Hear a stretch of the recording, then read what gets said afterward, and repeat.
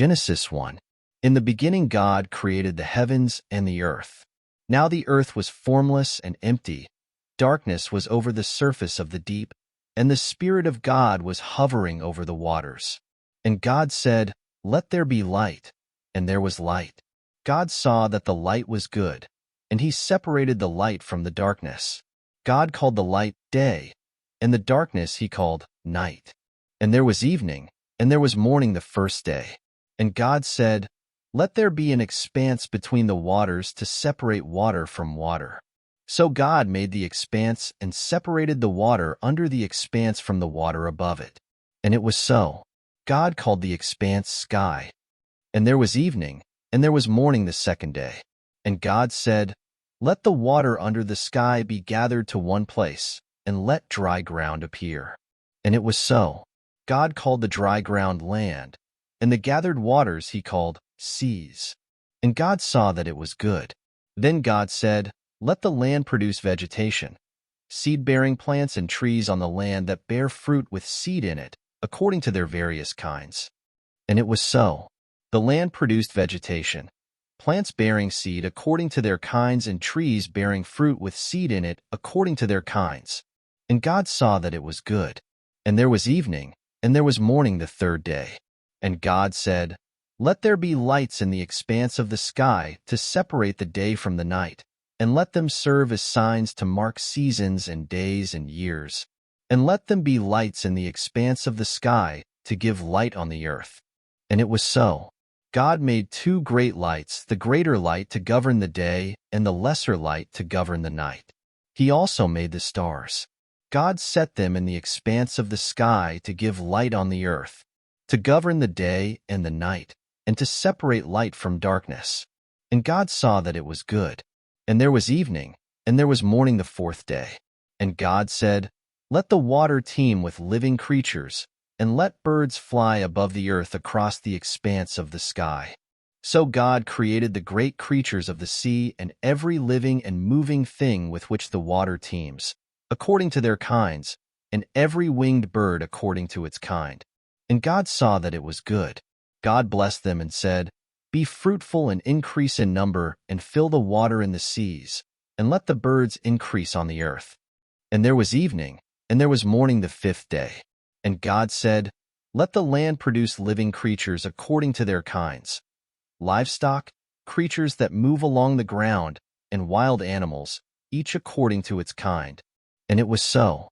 God made the wild animals according to their kinds, the livestock according to their kinds, and all the creatures that move along the ground according to their kinds. And God saw that it was good. Then God said, "Let us make man in our image, in our likeness, and let them rule over the fish of the sea and the birds of the air, over the livestock, over all the earth, and over all the creatures that move along the ground." So God created man in his own image. In the image of God he created him. Male and female he created them. God blessed them and said to them, "Be fruitful and increase in number. Fill the earth and subdue it. Rule over the fish of the sea and the birds of the air, and over every living creature that moves on the ground." Then God said, "I give you every seed-bearing plant on the face of the whole earth, and every tree that has fruit with seed in it. They will be yours for food. And to all the beasts of the earth, and all the birds of the air, and all the creatures that move on the ground, everything that has the breath of life in it, I give every green plant for food." And it was so. God saw all that he had made, and it was very good. And there was evening, and there was morning the sixth day. Genesis 2. Thus the heavens and the earth were completed in all their vast array. By the seventh day God had finished the work he had been doing. So on the seventh day he rested from all his work. And God blessed the seventh day and made it holy, because on it he rested from all the work of creating that he had done. This is the account of the heavens and the earth when they were created. When the Lord God made the earth and the heavens, and no shrub of the field had yet appeared on the earth, and no plant of the field had yet sprung up, for the Lord God had not sent rain on the earth, and there was no man to work the ground. But streams came up from the earth, and watered the whole surface of the ground. The Lord God formed the man from the dust of the ground, and breathed into his nostrils the breath of life, and the man became a living being. Now the Lord God had planted a garden in the east, in Eden, and there he put the man he had formed. And the Lord God made all kinds of trees grow out of the ground, trees that were pleasing to the eye and good for food. In the middle of the garden were the tree of life and the tree of the knowledge of good and evil. A river watering the garden flowed from Eden.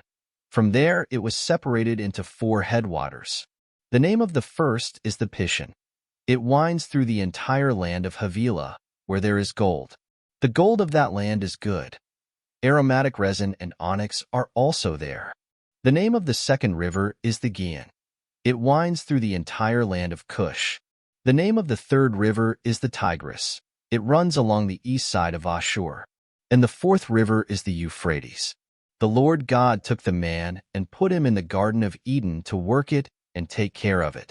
And the Lord God commanded the man, "You are free to eat from any tree in the garden, but you must not eat from the tree of the knowledge of good and evil, for when you eat of it you will surely die." The Lord God said, "It is not good for the man to be alone. I will make a helper suitable for him." Now the Lord God had formed out of the ground all the beasts of the field and all the birds of the air. He brought them to the man to see what he would name them. And whatever the man called each living creature, that was its name. So the man gave names to all the livestock, the birds of the air, and all the beasts of the field. But for Adam no suitable helper was found. So the Lord God caused the man to fall into a deep sleep. And while he was sleeping, he took one of the man's ribs and closed up the place with flesh. Then the Lord God made a woman from the rib he had taken out of the man, and he brought her to the man. The man said, "This is now bone of my bones and flesh of my flesh. She shall be called woman, for she was taken out of man." For this reason a man will leave his father and mother and be united to his wife, and they will become one flesh. The man and his wife were both naked, and they felt no shame. Genesis 3. Now the serpent was more crafty than any of the wild animals the Lord God had made. He said to the woman, "Did God really say, 'You must not eat from any tree in the garden'?" The woman said to the serpent, "We may eat fruit from the trees in the garden, but God did say, 'You must not eat fruit from the tree that is in the middle of the garden, and you must not touch it, or you will die.'" "You will not surely die," the serpent said to the woman, "for God knows that when you eat of it your eyes will be opened, and you will be like God, knowing good and evil." When the woman saw that the fruit of the tree was good for food and pleasing to the eye, and also desirable for gaining wisdom, she took some and ate it. She also gave some to her husband, who was with her, and he ate it. Then the eyes of both of them were opened, and they realized they were naked. So they sewed fig leaves together and made coverings for themselves. Then the man and his wife heard the sound of the Lord God as he was walking in the garden in the cool of the day, and they hid from the Lord God among the trees of the garden. But the Lord God called to the man, "Where are you?" He answered, "I heard you in the garden, and I was afraid because I was naked, so I hid." And he said, "Who told you that you were naked? Have you eaten from the tree that I commanded you not to eat from?" The man said, "The woman you put here with me, she gave me some fruit from the tree, and I ate it." Then the Lord God said to the woman, "What is this you have done?" The woman said, "The serpent deceived me, and I ate." So the Lord God said to the serpent, "Because you have done this, cursed are you above all the livestock and all the wild animals. You will crawl on your belly, and you will eat dust all the days of your life. And I will put enmity between you and the woman, and between your offspring and hers. He will crush your head, and you will strike his heel." To the woman he said, "I will greatly increase your pains in childbearing. With pain you will give birth to children. Your desire will be for your husband, and he will rule over you." To Adam he said, "Because you listened to your wife and ate from the tree about which I commanded you, you must not eat of it. Cursed is the ground because of you. Through painful toil you will eat of it all the days of your life. It will produce thorns and thistles for you, and you will eat the plants of the field." By the sweat of your brow you will eat your food until you return to the ground, since from it you were taken. For dust you are, and to dust you will return. Adam named his wife Eve, because she would become the mother of all the living. The Lord God made garments of skin for Adam and his wife and clothed them. And the Lord God said, "The man has now become like one of us, knowing good and evil. He must not be allowed to reach out his hand and take also from the tree of life and eat and live forever." So the Lord God banished him from the Garden of Eden to work the ground from which he had been taken. After he drove the man out, he placed on the east side of the Garden of Eden cherubim and a flaming sword flashing back and forth to guard the way to the tree of life. Genesis 4. Adam lay with his wife Eve, and she became pregnant and gave birth to Cain. She said, "With the help of the Lord I have brought forth a man." Later she gave birth to his brother Abel. Now Abel kept flocks, and Cain worked the soil. In the course of time Cain brought some of the fruits of the soil as an offering to the Lord. But Abel brought fat portions from some of the firstborn of his flock. The Lord looked with favor on Abel and his offering, but on Cain and his offering he did not look with favor. So Cain was very angry, and his face was downcast. Then the Lord said to Cain, "Why are you angry? Why is your face downcast? If you do what is right, will you not be accepted? But if you do not do what is right, sin is crouching at your door. It desires to have you, but you must master it." Now Cain said to his brother Abel, "Let's go out to the field." And while they were in the field, Cain attacked his brother Abel and killed him. Then the Lord said to Cain, "Where is your brother Abel?" "I don't know," he replied. "Am I my brother's keeper?" The Lord said, "What have you done? Listen, your brother's blood cries out to me from the ground. Now you are under a curse and driven from the ground, which opened its mouth to receive your brother's blood from your hand. When you work the ground, it will no longer yield its crops for you. You will be a restless wanderer on the earth." Cain said to the Lord, "My punishment is more than I can bear. Today you are driving me from the land, and I will be hidden from your presence. I will be a restless wanderer on the earth, and whoever finds me will kill me." But the Lord said to him, "Not so. If anyone kills Cain, he will suffer vengeance 7 times over." Then the Lord put a mark on Cain, so that no one who found him would kill him. So Cain went out from the Lord's presence and lived in the land of Nod, east of Eden. Cain lay with his wife, and she became pregnant and gave birth to Enoch. Cain was then building a city, and he named it after his son Enoch. To Enoch was born Irad, and Irad was the father of Mehujael, and Mehujael was the father of Methuselah, and Methuselah was the father of Lamech. Lamech married 2 women, one named Ada and the other Zillah. Ada gave birth to Jabal. He was the father of those who live in tents and raise livestock. His brother's name was Jubal. He was the father of all who play the harp and flute. Zillah also had a son, Tubal-Cain, who forged all kinds of tools out of bronze and iron. Tubal-Cain's sister was Naamah. Lamech said to his wives, Ada and Zillah, "Listen to me. Wives of Lamech, hear my words. I have killed a man for wounding me, a young man for injuring me. If Cain is avenged 7 times, then Lamech 77 times.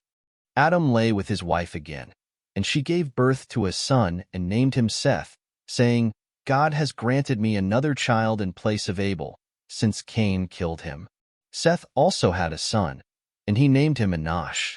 At that time men began to call on the name of the Lord. Genesis 5. This is the written account of Adam's line. When God created man, he made him in the likeness of God. He created them male and female and blessed them. And when they were created, he called them man. When Adam had lived 130 years, he had a son in his own likeness, in his own image, and he named him Seth. After Seth was born, Adam lived 800 years and had other sons and daughters. Altogether, Adam lived 930 years, and then he died. When Seth had lived 105 years, he became the father of Enosh. And after he became the father of Enosh, Seth lived 807 years and had other sons and daughters.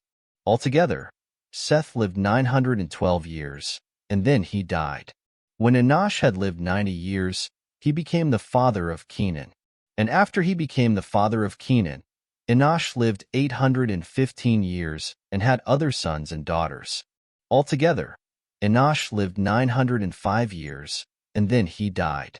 When Kenan had lived 70 years, he became the father of Mahalalel. And after he became the father of Mahalalel, Kenan lived 840 years and had other sons and daughters. Altogether, Kenan lived 910 years, and then he died. When Mahalalel had lived 65 years, he became the father of Jared. And after he became the father of Jared, Mahalalel lived 830 years and had other sons and daughters. Altogether, Mahalalel lived 895 years, and then he died. When Jared had lived 162 years, he became the father of Enoch.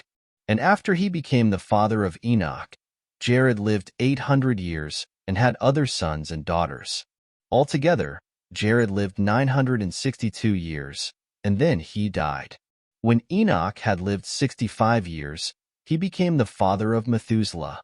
And after he became the father of Methuselah, Enoch walked with God 300 years and had other sons and daughters. Altogether, Enoch lived 365 years. Enoch walked with God. Then he was no more, because God took him away. When Methuselah had lived 187 years, he became the father of Lamech.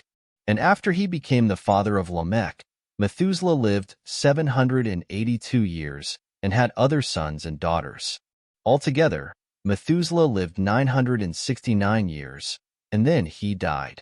When Lamech had lived 182 years, he had a son. He named him Noah and said, "He will comfort us in the labor and painful toil of our hands, caused by the ground the Lord has cursed."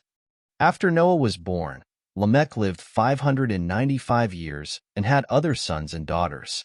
Altogether, Lamech lived 777 years, and then he died. After Noah was 500 years old, he became the father of Shem, Ham, and Japheth. Genesis 6. When men began to increase in number on the earth and daughters were born to them, the sons of God saw that the daughters of men were beautiful, and they married any of them they chose. Then the Lord said, "My spirit will not contend with man forever, for he is mortal. His days will be 120 years. The Nephilim were on the earth in those days, and also afterward, when the sons of God went to the daughters of men and had children by them. They were the heroes of old, men of renown. The Lord saw how great man's wickedness on the earth had become, and that every inclination of the thoughts of his heart was only evil all the time. The Lord was grieved that he had made man on the earth, and his heart was filled with pain. So the Lord said, "I will wipe mankind, whom I have created, from the face of the earth, men and animals, and creatures that move along the ground, and birds of the air, for I am grieved that I have made them." But Noah found favor in the eyes of the Lord. This is the account of Noah. Noah was a righteous man, blameless among the people of his time, and he walked with God. Noah had 3 sons, Shem, Ham, and Japheth. Now the earth was corrupt in God's sight, and was full of violence. God saw how corrupt the earth had become, for all the people on earth had corrupted their ways. So God said to Noah, "I am going to put an end to all people, for the earth is filled with violence because of them. I am surely going to destroy both them and the earth. So make yourself an ark of cypress wood. Make rooms in it and coat it with pitch inside and out. This is how you are to build it. The ark is to be 450 feet long, 75 feet wide, and 45 feet high. Make a roof for it, and finish the ark to within 18 inches of the top. Put a door in the side of the ark and make lower, middle, and upper decks. I am going to bring floodwaters on the earth to destroy all life under the heavens, every creature that has the breath of life in it. Everything on earth will perish.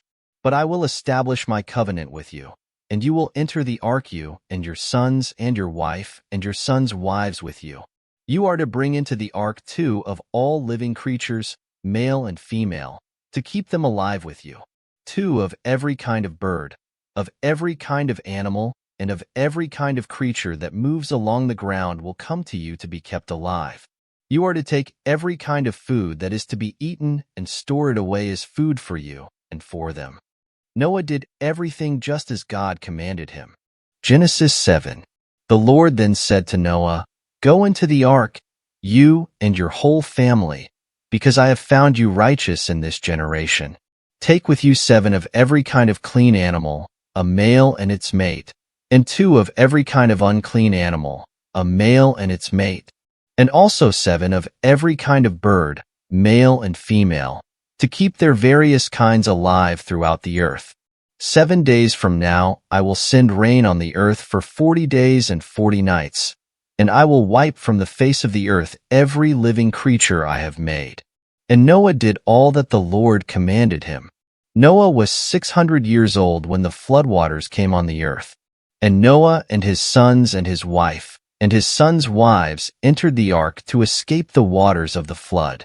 Pairs of clean and unclean animals, of birds and of all creatures that move along the ground, male and female, came to Noah and entered the ark, as God had commanded Noah. And after the 7 days the floodwaters came on the earth. In the 600th year of Noah's life, on the 17th day of the 2nd month, on that day all the springs of the great deep burst forth, and the floodgates of the heavens were opened, and rain fell on the earth 40 days and 40 nights. On that very day Noah and his sons, Shem, Ham, and Japheth, together with his wife and the wives of his 3 sons, entered the ark. They had with them every wild animal according to its kind, all livestock according to their kinds, every creature that moves along the ground according to its kind, and every bird according to its kind, everything with wings. Pairs of all creatures that have the breath of life in them came to Noah and entered the ark. The animals going in were male and female of every living thing, as God had commanded Noah. Then the Lord shut him in. For 40 days the flood kept coming on the earth, and as the waters increased they lifted the ark high above the earth. The waters rose and increased greatly on the earth, and the ark floated on the surface of the water. They rose greatly on the earth, and all the high mountains under the entire heavens were covered. The waters rose and covered the mountains to a depth of more than 20 feet. Every living thing that moved on the earth perished: birds, livestock, wild animals, all the creatures that swarm over the earth, and all mankind. Everything on dry land that had the breath of life in its nostrils died. Every living thing on the face of the earth was wiped out. Men and animals and the creatures that move along the ground and the birds of the air were wiped from the earth. Only Noah was left, and those with him in the ark. The waters flooded the earth for 150 days. Genesis 8. But God remembered Noah and all the wild animals and the livestock that were with him in the ark, and he sent a wind over the earth, and the waters receded. Now the springs of the deep and the floodgates of the heavens had been closed, and the rain had stopped falling from the sky. The water receded steadily from the earth. At the end of the 150 days the water had gone down, and on the 17th day of the 7th month the ark came to rest on the mountains of Ararat. The waters continued to recede until the 10th month, and on the first day of the 10th month the tops of the mountains became visible. After 40 days Noah opened the window he had made in the ark, and sent out a raven, and it kept flying back and forth until the water had dried up from the earth. Then he sent out a dove to see if the water had receded from the surface of the ground.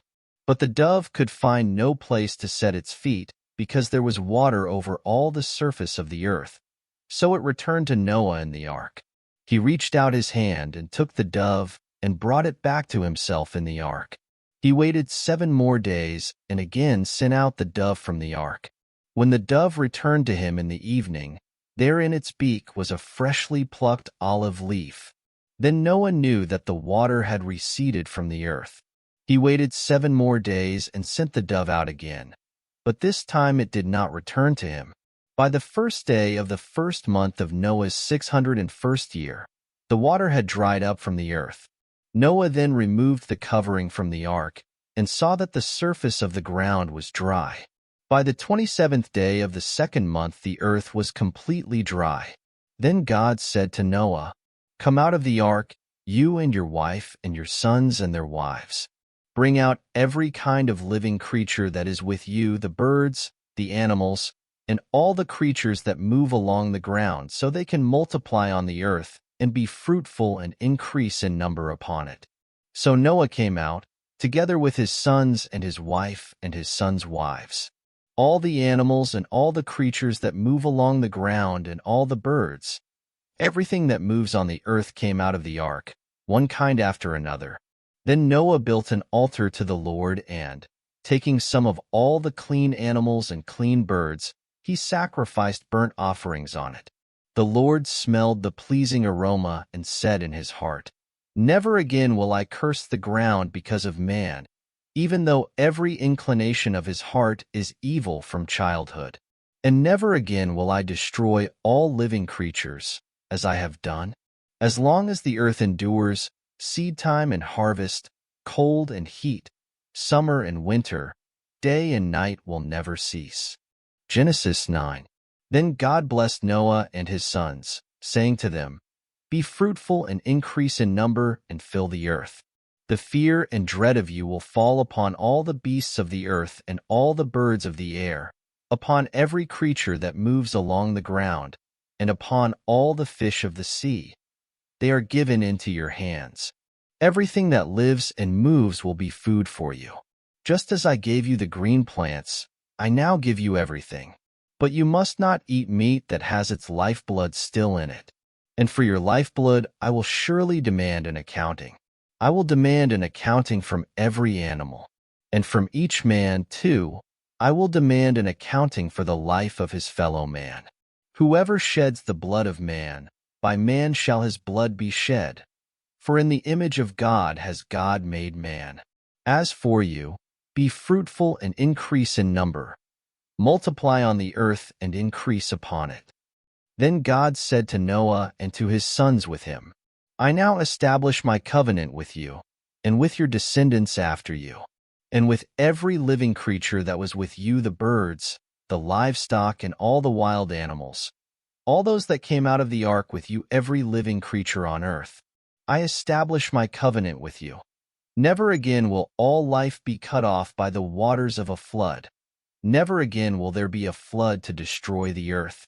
And God said, "This is the sign of the covenant I am making between me and you and every living creature with you, a covenant for all generations to come. I have set my rainbow in the clouds, and it will be the sign of the covenant between me and the earth. Whenever I bring clouds over the earth and the rainbow appears in the clouds, I will remember my covenant between me and you and all living creatures of every kind. Never again will the waters become a flood to destroy all life. Whenever the rainbow appears in the clouds, I will see it and remember the everlasting covenant between God and all living creatures of every kind on the earth." So God said to Noah, "This is the sign of the covenant I have established between me and all life on the earth." The sons of Noah who came out of the ark were Shem, Ham, and Japheth. Ham was the father of Canaan. These were the 3 sons of Noah, and from them came the people who were scattered over the earth. Noah, a man of the soil, proceeded to plant a vineyard. When he drank some of its wine, he became drunk and lay uncovered inside his tent. Ham, the father of Canaan, saw his father's nakedness and told his 2 brothers outside. But Shem and Japheth took a garment and laid it across their shoulders. Then they walked in backward and covered their father's nakedness. Their faces were turned the other way so that they would not see their father's nakedness. When Noah awoke from his wine and found out what his youngest son had done to him, he said, "Cursed be Canaan. The lowest of slaves will he be to his brothers."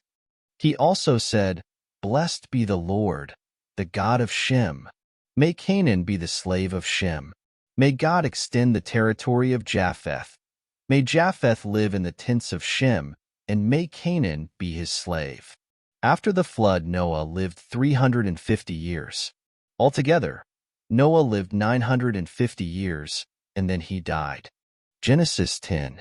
This is the account of Shem, Ham, and Japheth, Noah's sons, who themselves had sons after the flood. The sons of Japheth: Gomer, Magog, Madai, Javan, Tubal, Meshech, and Tiras. The sons of Gomer: Ashkenaz, Riphath, and Togarmah. The sons of Javan: Elisha, Tarshish, the Kittim, and the Rodanim. From these the maritime peoples spread out into their territories by their clans within their nations, each with its own language. The sons of Ham: Cush, Mizraim, Put, and Canaan. The sons of Cush: Seba, Havilah, Sabta, Rama, and Sabteka. The sons of Rama: Sheba and Dedan. Cush was the father of Nimrod, who grew to be a mighty warrior on the earth. He was a mighty hunter before the Lord. That is why it is said, like Nimrod, a mighty hunter before the Lord.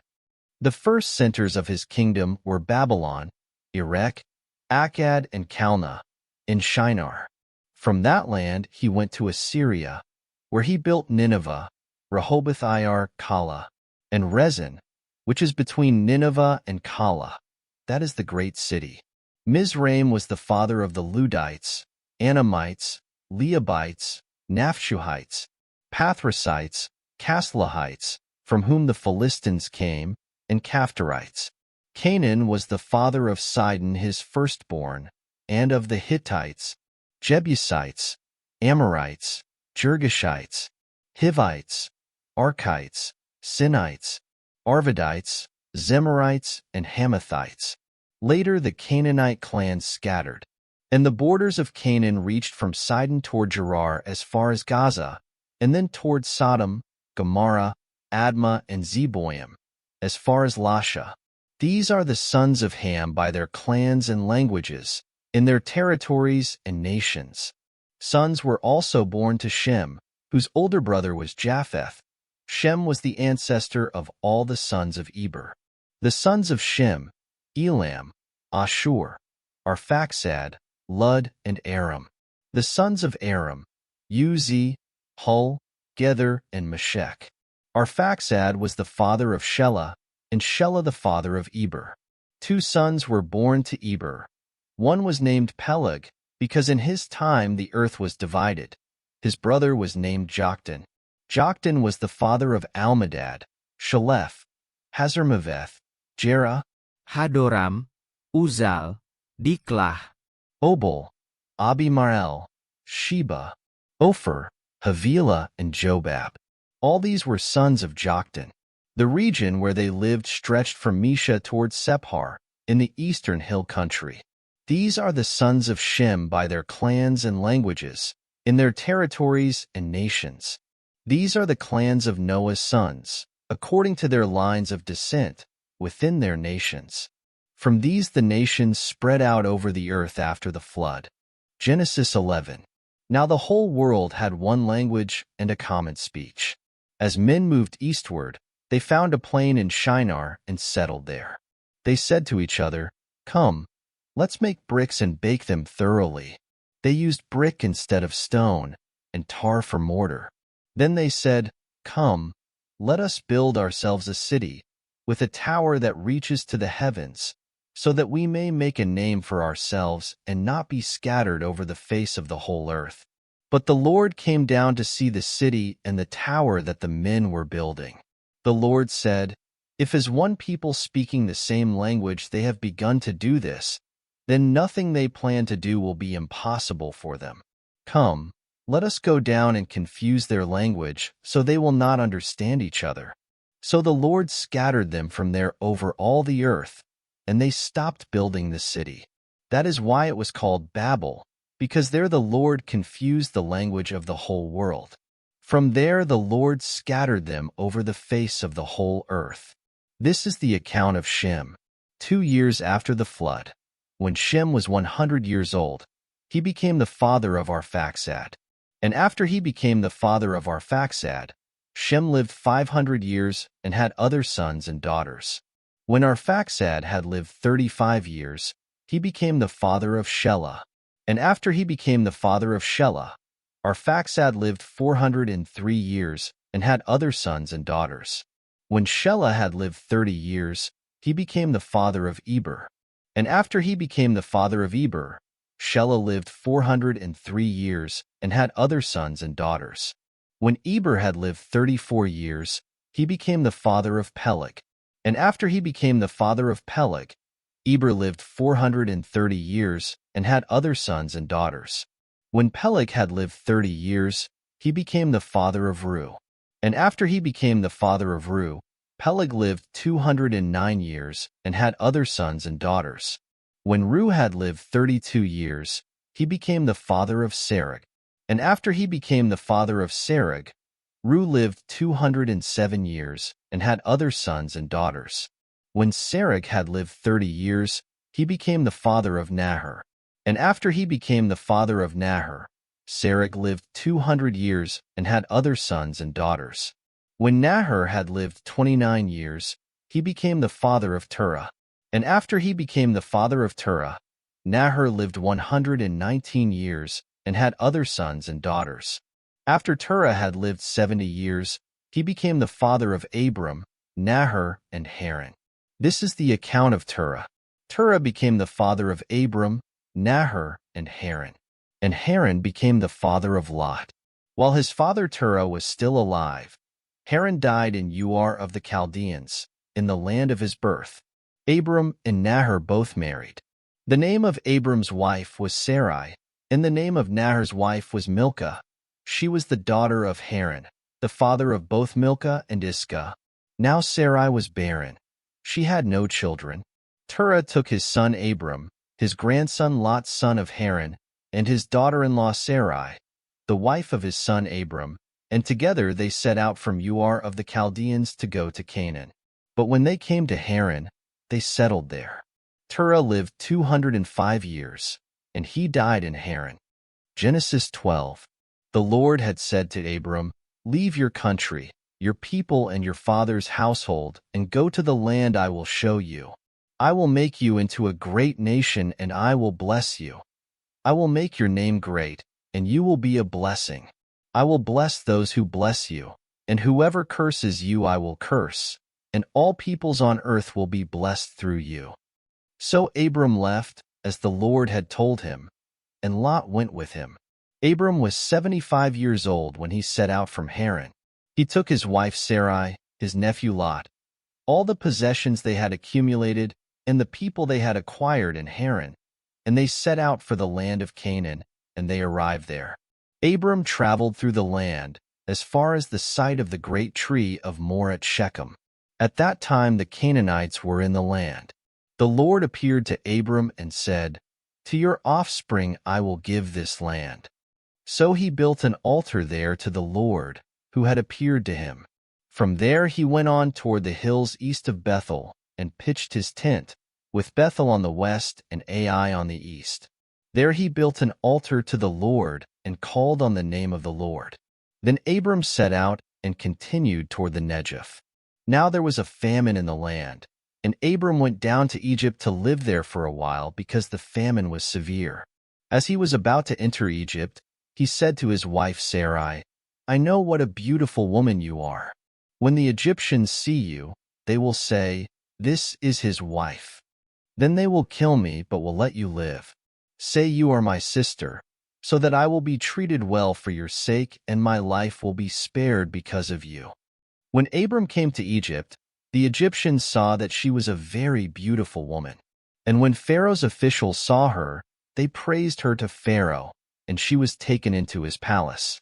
He treated Abram well for her sake, and Abram acquired sheep and cattle, male and female donkeys, menservants and maidservants, and camels. But the Lord inflicted serious diseases on Pharaoh and his household because of Abram's wife Sarai. So Pharaoh summoned Abram. "What have you done to me?" he said. "Why didn't you tell me she was your wife?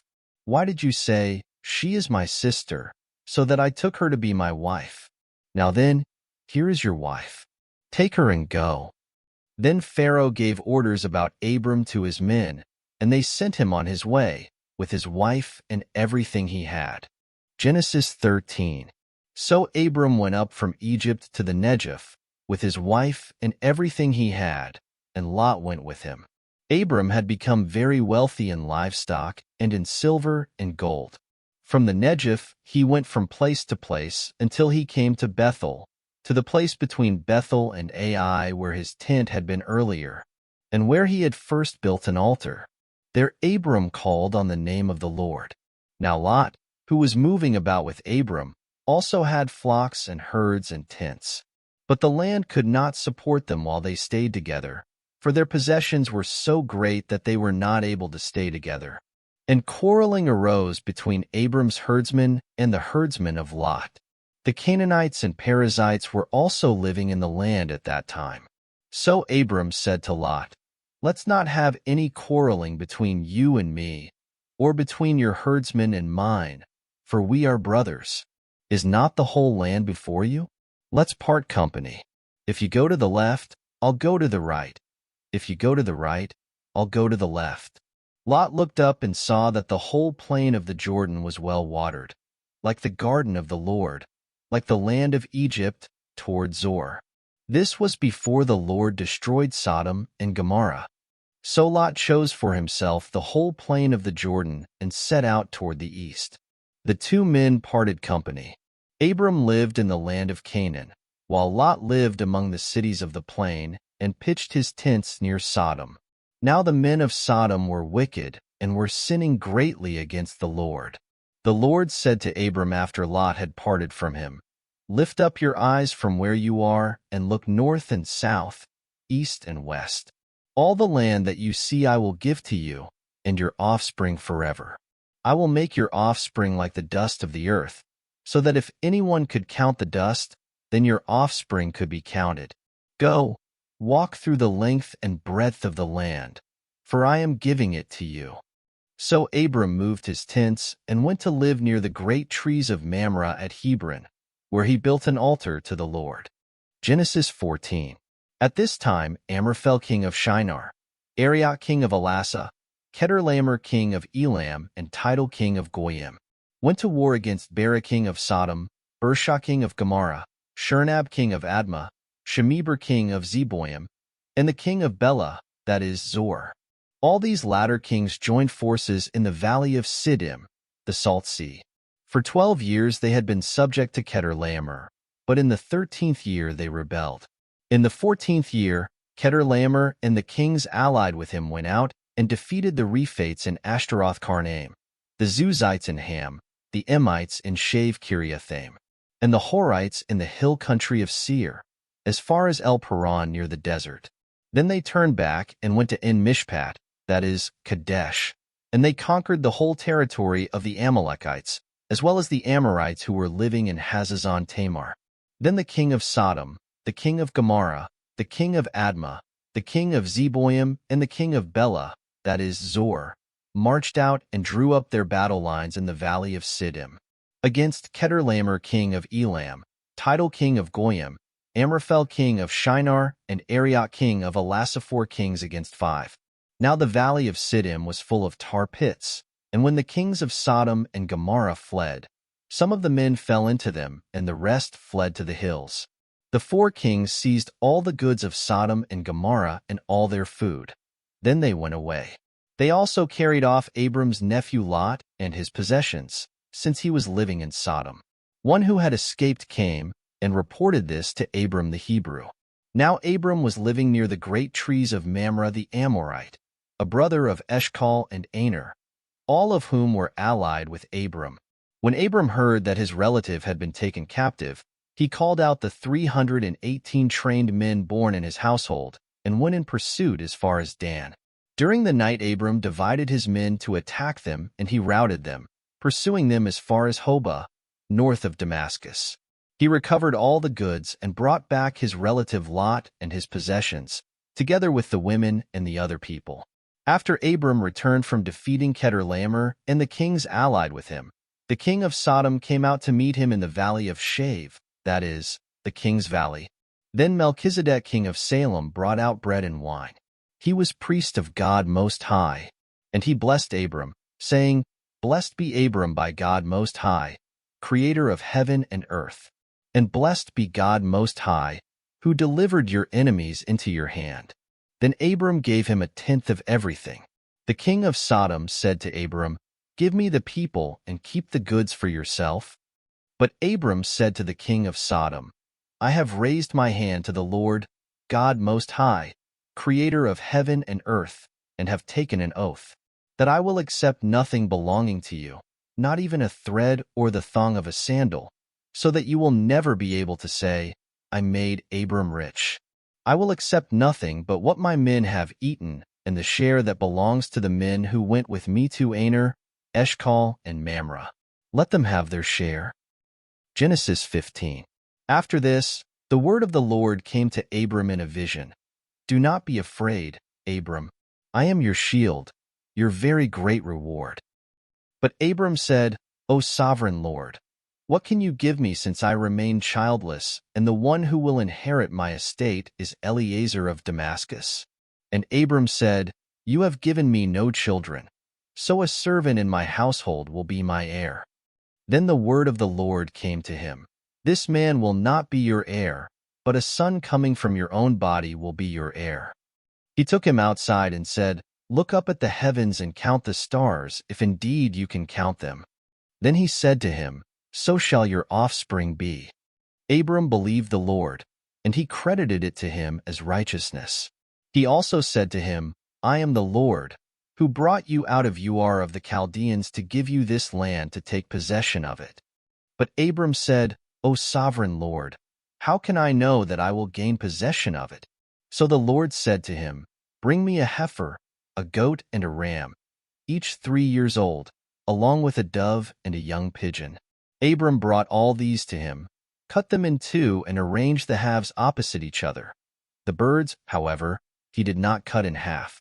Then birds of prey came down on the carcasses, but Abram drove them away. As the sun was setting, Abram fell into a deep sleep, and a thick and dreadful darkness came over him.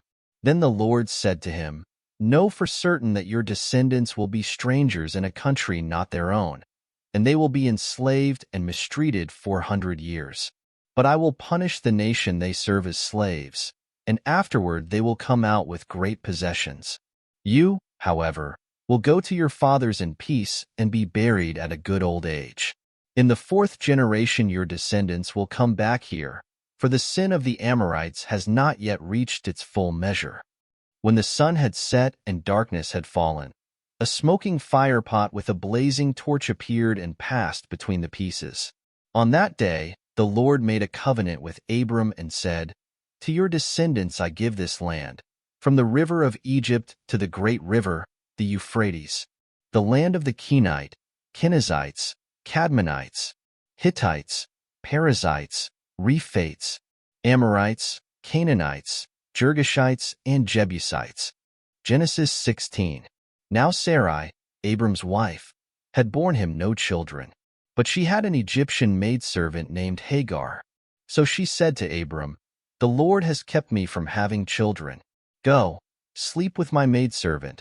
Perhaps I can build a family through her. Abram agreed to what Sarai said. So after Abram had been living in Canaan 10 years, Sarai his wife took her Egyptian maidservant Hagar and gave her to her husband to be his wife. He slept with Hagar, and she conceived. When she knew she was pregnant, she began to despise her mistress. Then Sarai said to Abram, You are responsible for the wrong I am suffering. I put my servant in your arms, and now that she knows she is pregnant, she despises me. May the Lord judge between you and me. Your servant is in your hands, Abram said. Do with her whatever you think best. Then Sarai mistreated Hagar, so she fled from her. The angel of the Lord found Hagar near a spring in the desert. It was the spring that is beside the road to Shur. And he said, Hagar, servant of Sarai, where have you come from, and where are you going? I'm running away from my mistress Sarai, she answered. Then the angel of the Lord told her, Go back to your mistress and submit to her. The angel added, I will so increase your descendants that they will be too numerous to count. The angel of the Lord also said to her, You are now with child, and you will have a son. You shall name him Ishmael, for the Lord has heard of your misery. He will be a wild donkey of a man. His hand will be against everyone and everyone's hand against him, and he will live in hostility toward all his brothers. She gave this name to the Lord who spoke to her, You are the God who sees me, for she said, I have now seen the one who sees me. That is why the well was called Bir Lahai-roi. It is still there, between Kadesh and Bered. So Hagar bore Abram a son, and Abram gave the name Ishmael to the son she had born. Abram was 86 years old when Hagar bore him Ishmael. Genesis 17. When Abram was 99 years old, the Lord appeared to him and said, I am God Almighty. Walk before me and be blameless. I will confirm my covenant between me and you and will greatly increase your numbers. Abram fell face down, and God said to him, As for me, this is my covenant with you. You will be the father of many nations. No longer will you be called Abram. Your name will be Abraham, for I have made you a father of many nations. I will make you very fruitful. I will make nations of you, and kings will come from you. I will establish my covenant as an everlasting covenant between me and you and your descendants after you for the generations to come, to be your God and the God of your descendants after you. The whole land of Canaan, where you are now an alien, I will give as an everlasting possession to you and your descendants after you, and I will be their God. Then God said to Abraham, As for you, you must keep my covenant, you and your descendants after you for the generations to come. This is my covenant with you and your descendants after you, the covenant you are to keep. Every male among you shall be circumcised. You are to undergo circumcision, and it will be the sign of the covenant between me and you. For the generations to come, every male among you who is 8 days old must be circumcised, including those born in your household or bought with money from a foreigner, those who are not your offspring. Whether born in your household or bought with your money, they must be circumcised. My covenant in your flesh is to be an everlasting covenant. Any uncircumcised male who has not been circumcised in the flesh will be cut off from his people. He has broken my covenant. God also said to Abraham, As for Sarai your wife, you are no longer to call her Sarai. Her name will be Sarah. I will bless her and will surely give you a son by her. I will bless her so that she will be the mother of nations. Kings of peoples will come from her. Abraham fell face down. He laughed and said to himself, Will a son be born to a man 100 years old? Will Sarah bear a child at the age of 90? And Abraham said to God, If only Ishmael might live under your blessing. Then God said, Yes, but your wife Sarah will bear you a son, and you will call him Isaac. I will establish my covenant with him as an everlasting covenant for his descendants after him. And as for Ishmael, I have heard you. I will surely bless him. I will make him fruitful and will greatly increase his numbers. He will be the father of 12 rulers, and I will make him into a great nation. But my covenant I will establish with Isaac, whom Sarah will bear to you by this time next year. When he had finished speaking with Abraham, God went up from him. On that very day, Abraham took his son Ishmael and all those born in his household or bought with his money, every male in his household, and circumcised them, as God told him. Abraham was 99 years old when he was circumcised, and his son Ishmael was 13. Abraham and his son Ishmael were both circumcised on that same day. And every male in Abraham's household, including those born in his household or bought from a foreigner, was circumcised with him. Genesis 18. The Lord appeared to Abraham near the great trees of Mamre while he was sitting at the entrance to his tent in the heat of the day. Abraham looked up and saw 3 men standing nearby. When he saw them, he hurried from the entrance of his tent to meet them and bowed low to the ground. He said, If I have found favor in your eyes, my Lord, do not pass your servant by. Let a little water be brought, and then you may all wash your feet and rest under this tree. Let me get you something to eat. so you can be refreshed and then go on your way now that you have come to your servant." "Very well," they answered, "do as you say." So Abraham hurried into the tent to Sarah. "Quick," he said, "get 3 seahs of fine flour and knead it and bake some bread." Then he ran to the herd and selected a choice, tender calf and gave it to a servant, who hurried to prepare it. He then brought some curds and milk and the calf that had been prepared and set these before them. While they ate, he stood near them under a tree. "Where is your wife, Sarah?" they asked him. "There, in the tent," he said. Then the Lord said, "I will surely return to you about this time next year, and Sarah your wife will have a son." Now Sarah was listening at the entrance to the tent, which was behind him. Abraham and Sarah were already old and well advanced in years, and Sarah was past the age of childbearing. So Sarah laughed to herself as she thought, "After I am worn out and my master is old, will I now have this pleasure?" Then the Lord said to Abraham, "Why did Sarah laugh and say, 'Will I really have a child, now that I am old?'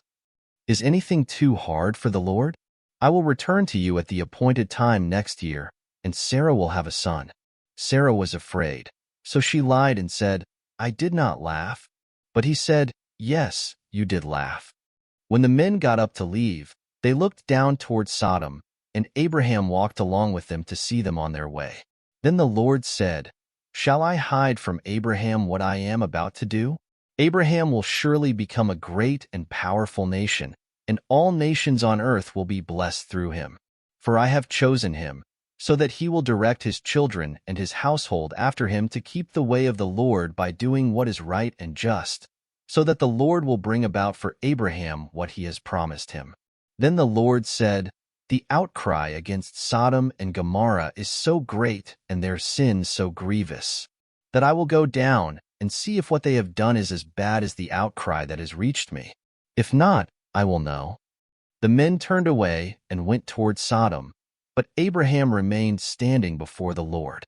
Then Abraham approached him and said, "Will you sweep away the righteous with the wicked? What if there are 50 righteous people in the city?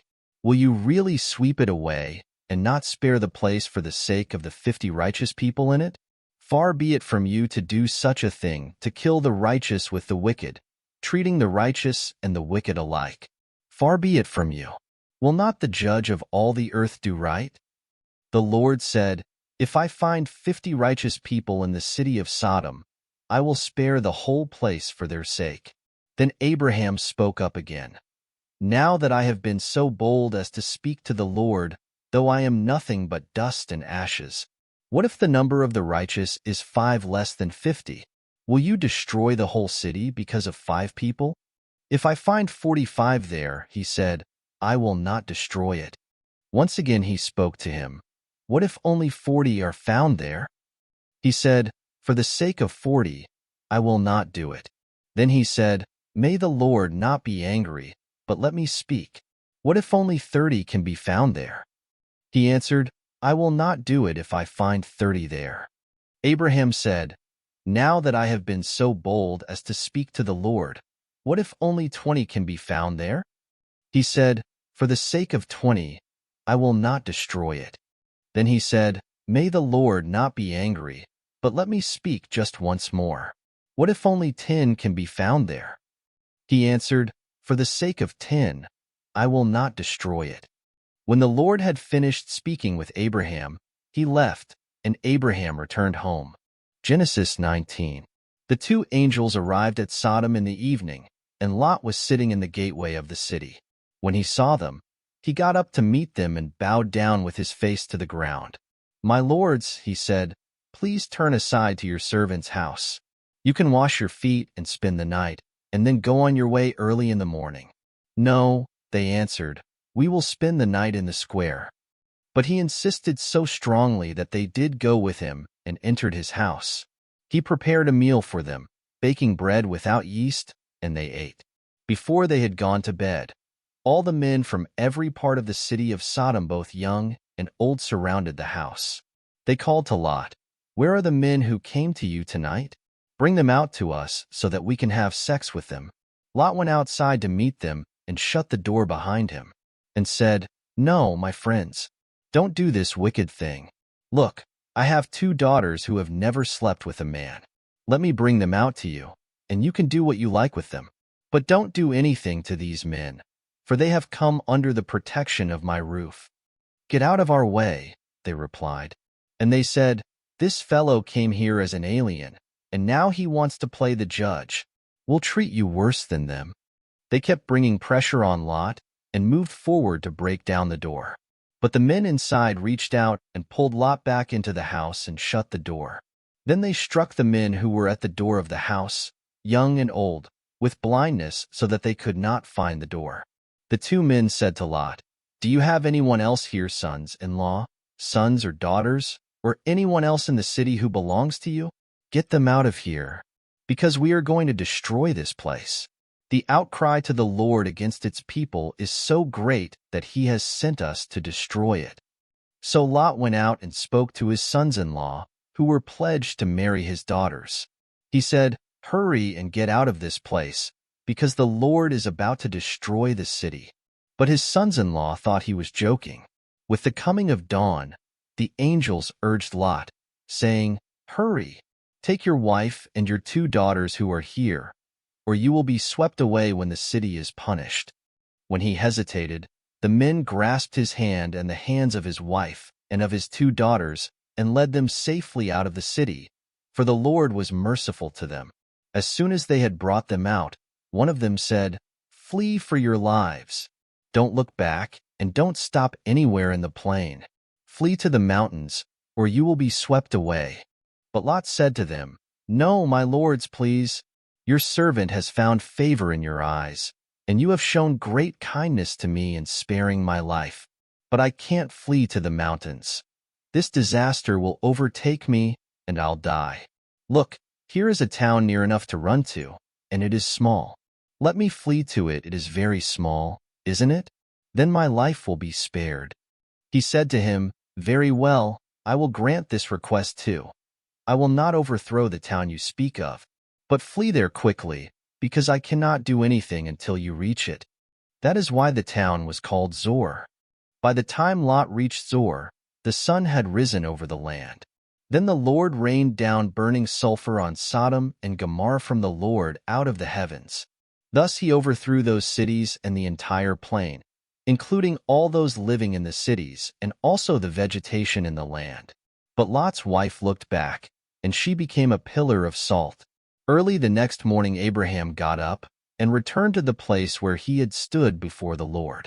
He looked down toward Sodom and Gomorrah, toward all the land of the plain, and he saw dense smoke rising from the land, like smoke from a furnace.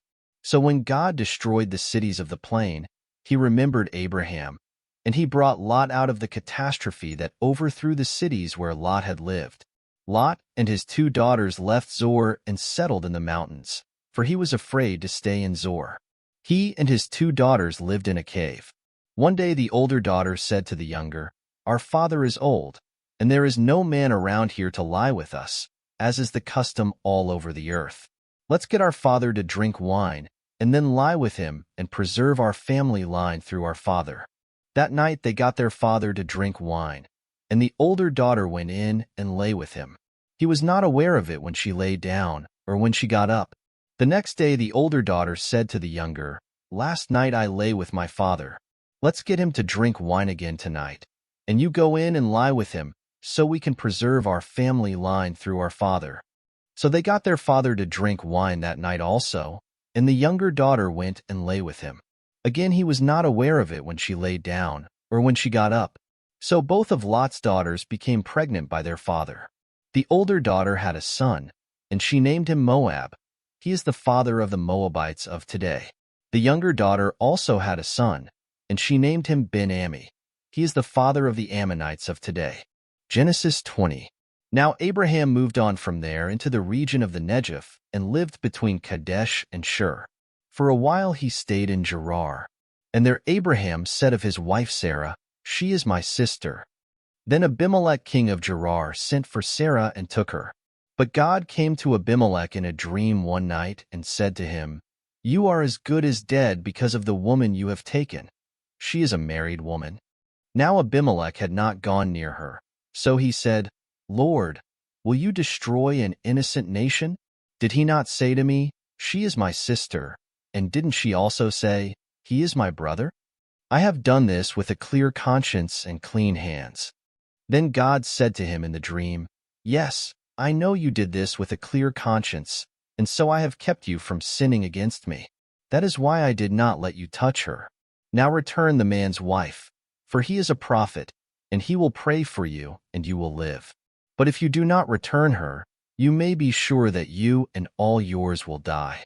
Early the next morning Abimelech summoned all his officials, and when he told them all that had happened, they were very much afraid. Then Abimelech called Abraham in and said, What have you done to us? How have I wronged you that you have brought such great guilt upon me and my kingdom? You have done things to me that should not be done. And Abimelech asked Abraham, What was your reason for doing this? Abraham replied, I said to myself, There is surely no fear of God in this place, and they will kill me because of my wife. Besides, she really is my sister, the daughter of my father though not of my mother, and she became my wife. And when God had me wander from my father's household, I said to her, This is how you can show your love to me. Everywhere we go, say of me, He is my brother. Then Abimelech brought sheep and cattle and male and female slaves, and gave them to Abraham, and he returned Sarah his wife to him. And Abimelech said, My land is before you. Live wherever you like. To Sarah he said, I am giving your brother 1,000 shekels of silver. This is to cover the offense against you before all who are with you. You are completely vindicated. Then Abraham prayed to God, and God healed Abimelech, his wife and his slave girls, so they could have children again. For the Lord had closed up every womb in Abimelech's household because of Abraham's wife Sarah. Genesis 21. Now the Lord was gracious to Sarah as he had said, and the Lord did for Sarah what he had promised. Sarah became pregnant and bore a son to Abraham in his old age, at the very time God had promised him. Abraham gave the name Isaac to the son Sarah bore him. When his son Isaac was 8 days old, Abraham circumcised him, as God commanded him. Abraham was 100 years old when his son Isaac was born to him. Sarah said, God has brought me laughter, and everyone who hears about this will laugh with me. And she added, Who would have said to Abraham that Sarah would nurse children? Yet I have borne him a son in his old age. The child grew and was weaned, and on the day Isaac was weaned Abraham held a great feast. But Sarah saw that the son whom Hagar the Egyptian had borne to Abraham was mocking, and she said to Abraham, Get rid of that slave woman and her son, for that slave woman's son will never share in the inheritance with my son Isaac. The matter distressed Abraham greatly because it concerned his son. But God said to him, Do not be so distressed about the boy and your maidservant. Listen to whatever Sarah tells you, because it is through Isaac that your offspring will be reckoned. I will make the son of the maidservant into a nation also, because he is your offspring. Early the next morning Abraham took some food and a skin of water and gave them to Hagar. He set them on her shoulders and then sent her off with the boy. She went on her way and wandered in the desert of Beersheba. When the water in the skin was gone, she put the boy under one of the bushes. Then she went off and sat down nearby, about a bowshot away, for she thought, I cannot watch the boy die. And as she sat there nearby, she began to sob. God heard the boy crying, and the angel of God called to Hagar from heaven and said to her, What is the matter, Hagar? Do not be afraid. God has heard the boy crying as he lies there. Lift the boy up and take him by the hand, for I will make him into a great nation. Then God opened her eyes, and she saw a well of water. So she went and filled the skin with water and gave the boy a drink. God was with the boy as he grew up. He lived in the desert and became an archer. While he was living in the desert of Paran, his mother got a wife for him from Egypt. At that time Abimelech and Phicol the commander of his forces said to Abraham, God is with you in everything you do. Now swear to me here before God that you will not deal falsely with me or my children or my descendants. Show to me in the country where you are living as an alien the same kindness I have shown to you. Abraham said, I swear it. Then Abraham complained to Abimelech about a well of water that Abimelech's servants had seized. But Abimelech said, I don't know who has done this.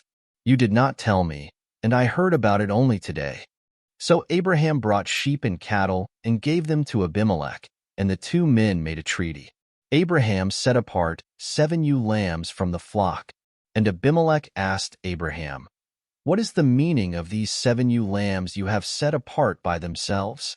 He replied, Accept these 7 lambs from my hand as a witness that I dug this well. So that place was called Beersheba, because the two men swore an oath there. After the treaty had been made at Beersheba, Abimelech and Phicol, the commander of his forces, returned to the land of the Philistines. Abraham planted a tamarisk tree in Beersheba, and there he called upon the name of the Lord, the eternal God. And Abraham stayed in the land of the Philistines for a long time. Genesis 22. Sometime later God tested Abraham. He said to him, Abraham. Here I am, he replied. Then God said, Take your son, your only son, Isaac, whom you love, and go to the region of Moriah.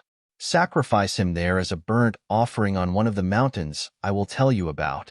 Early the next morning Abraham got up and saddled his donkey.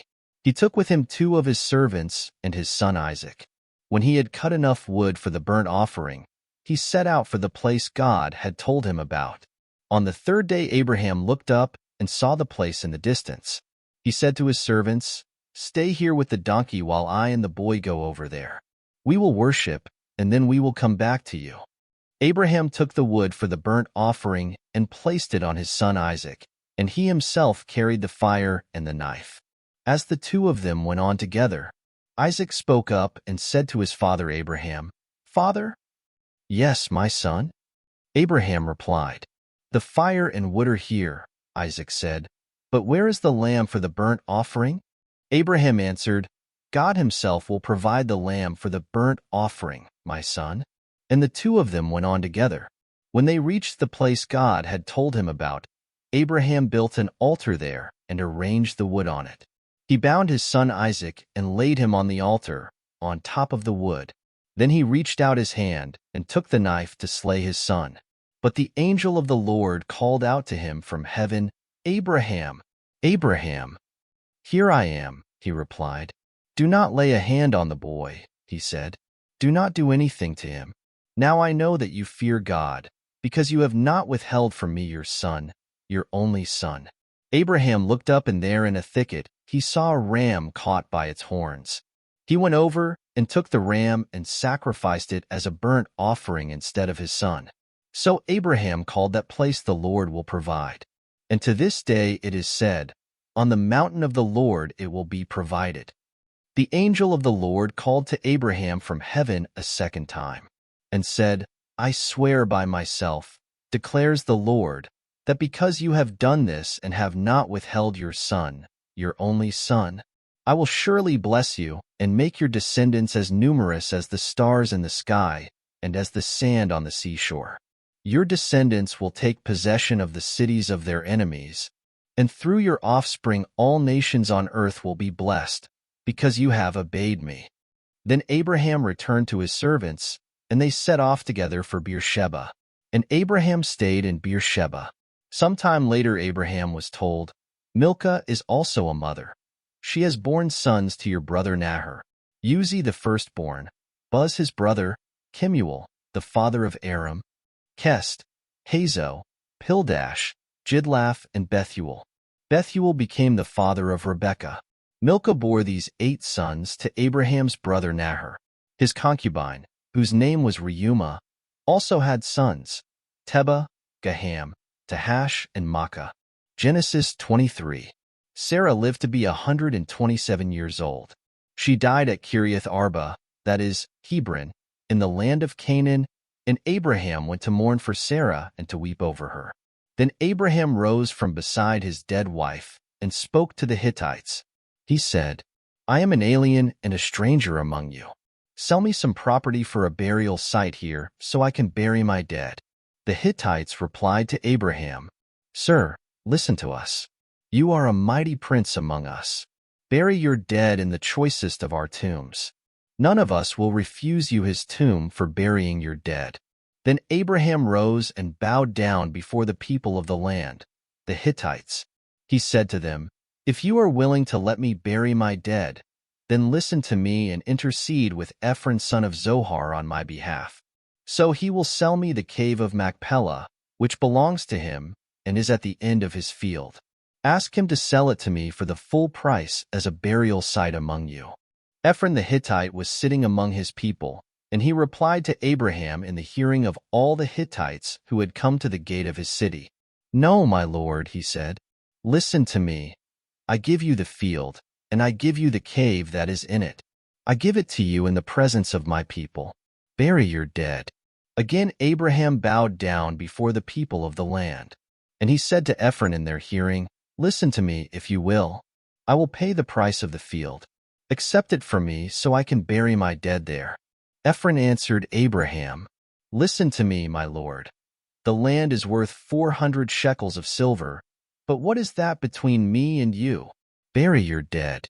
Abraham agreed to Ephron's terms and weighed out for him the price he had named in the hearing of the Hittites, 400 shekels of silver, according to the weight current among the merchants.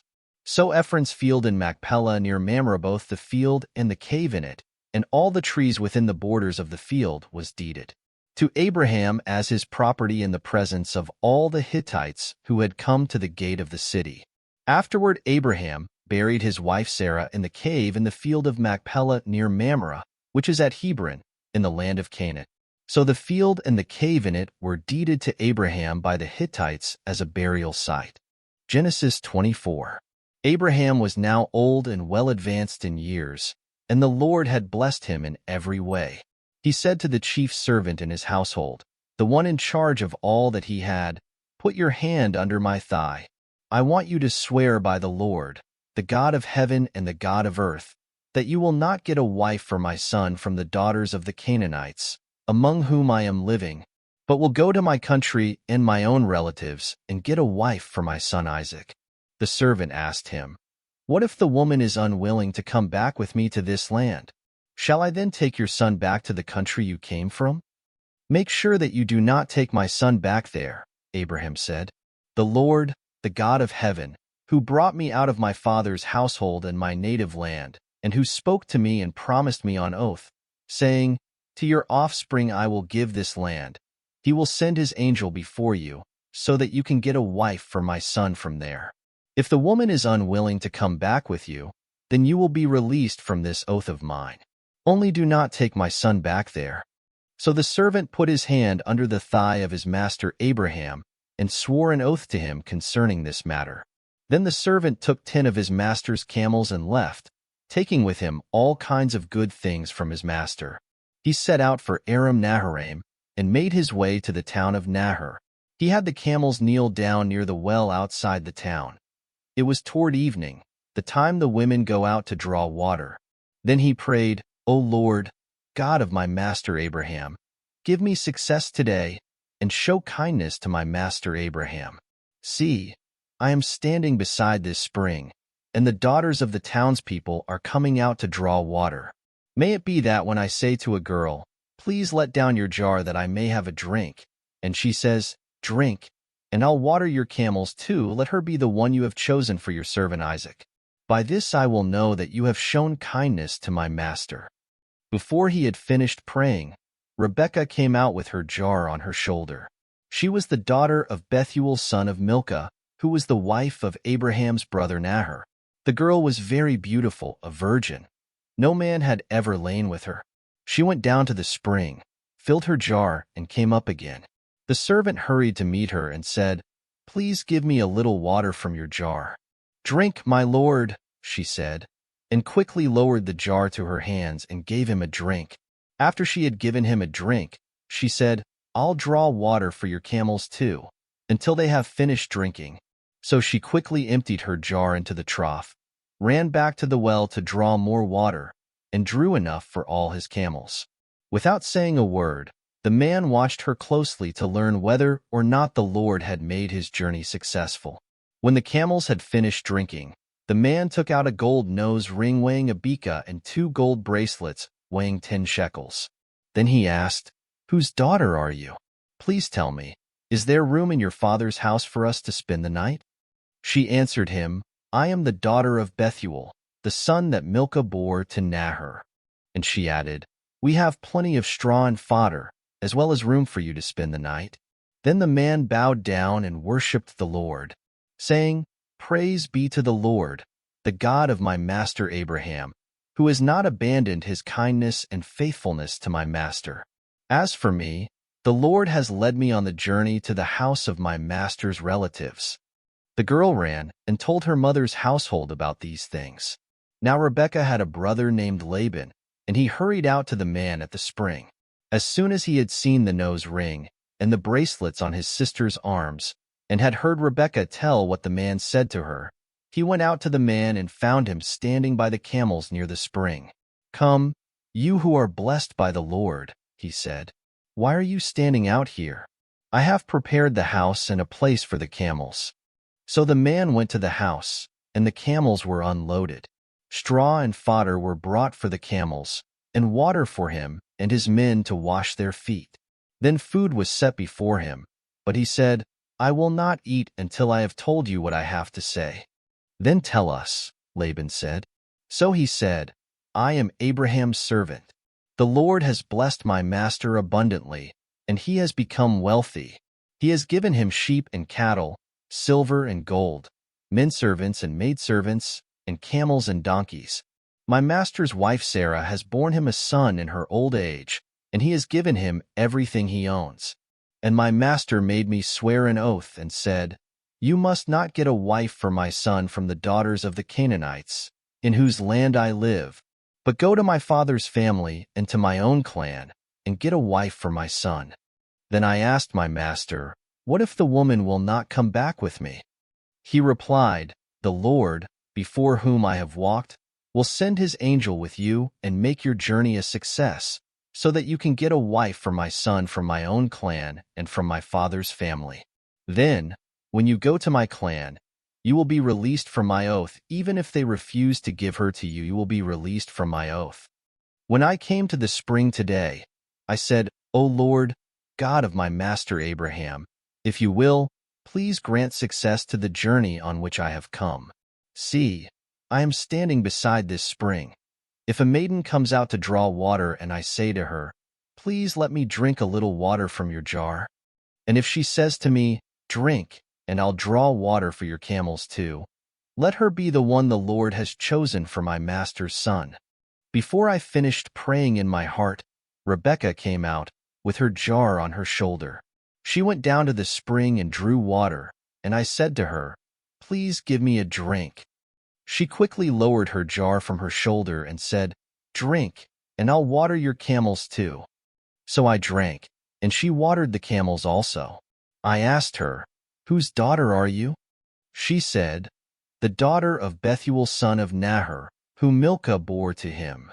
Then I put the ring in her nose and the bracelets on her arms, and I bowed down and worshipped the Lord. I praised the Lord, the God of my master Abraham, who had led me on the right road to get the granddaughter of my master's brother for his son. Now if you will show kindness and faithfulness to my master, tell me, and if not, tell me, so I may know which way to turn." Laban and Bethuel answered, "This is from the Lord. We can say nothing to you one way or the other. Here is Rebekah. Take her and go, and let her become the wife of your master's son, as the Lord has directed." When Abraham's servant heard what they said, he bowed down to the ground before the Lord. Then the servant brought out gold and silver jewelry and articles of clothing and gave them to Rebekah. He also gave costly gifts to her brother and to her mother. Then he and the men who were with him ate and drank and spent the night there.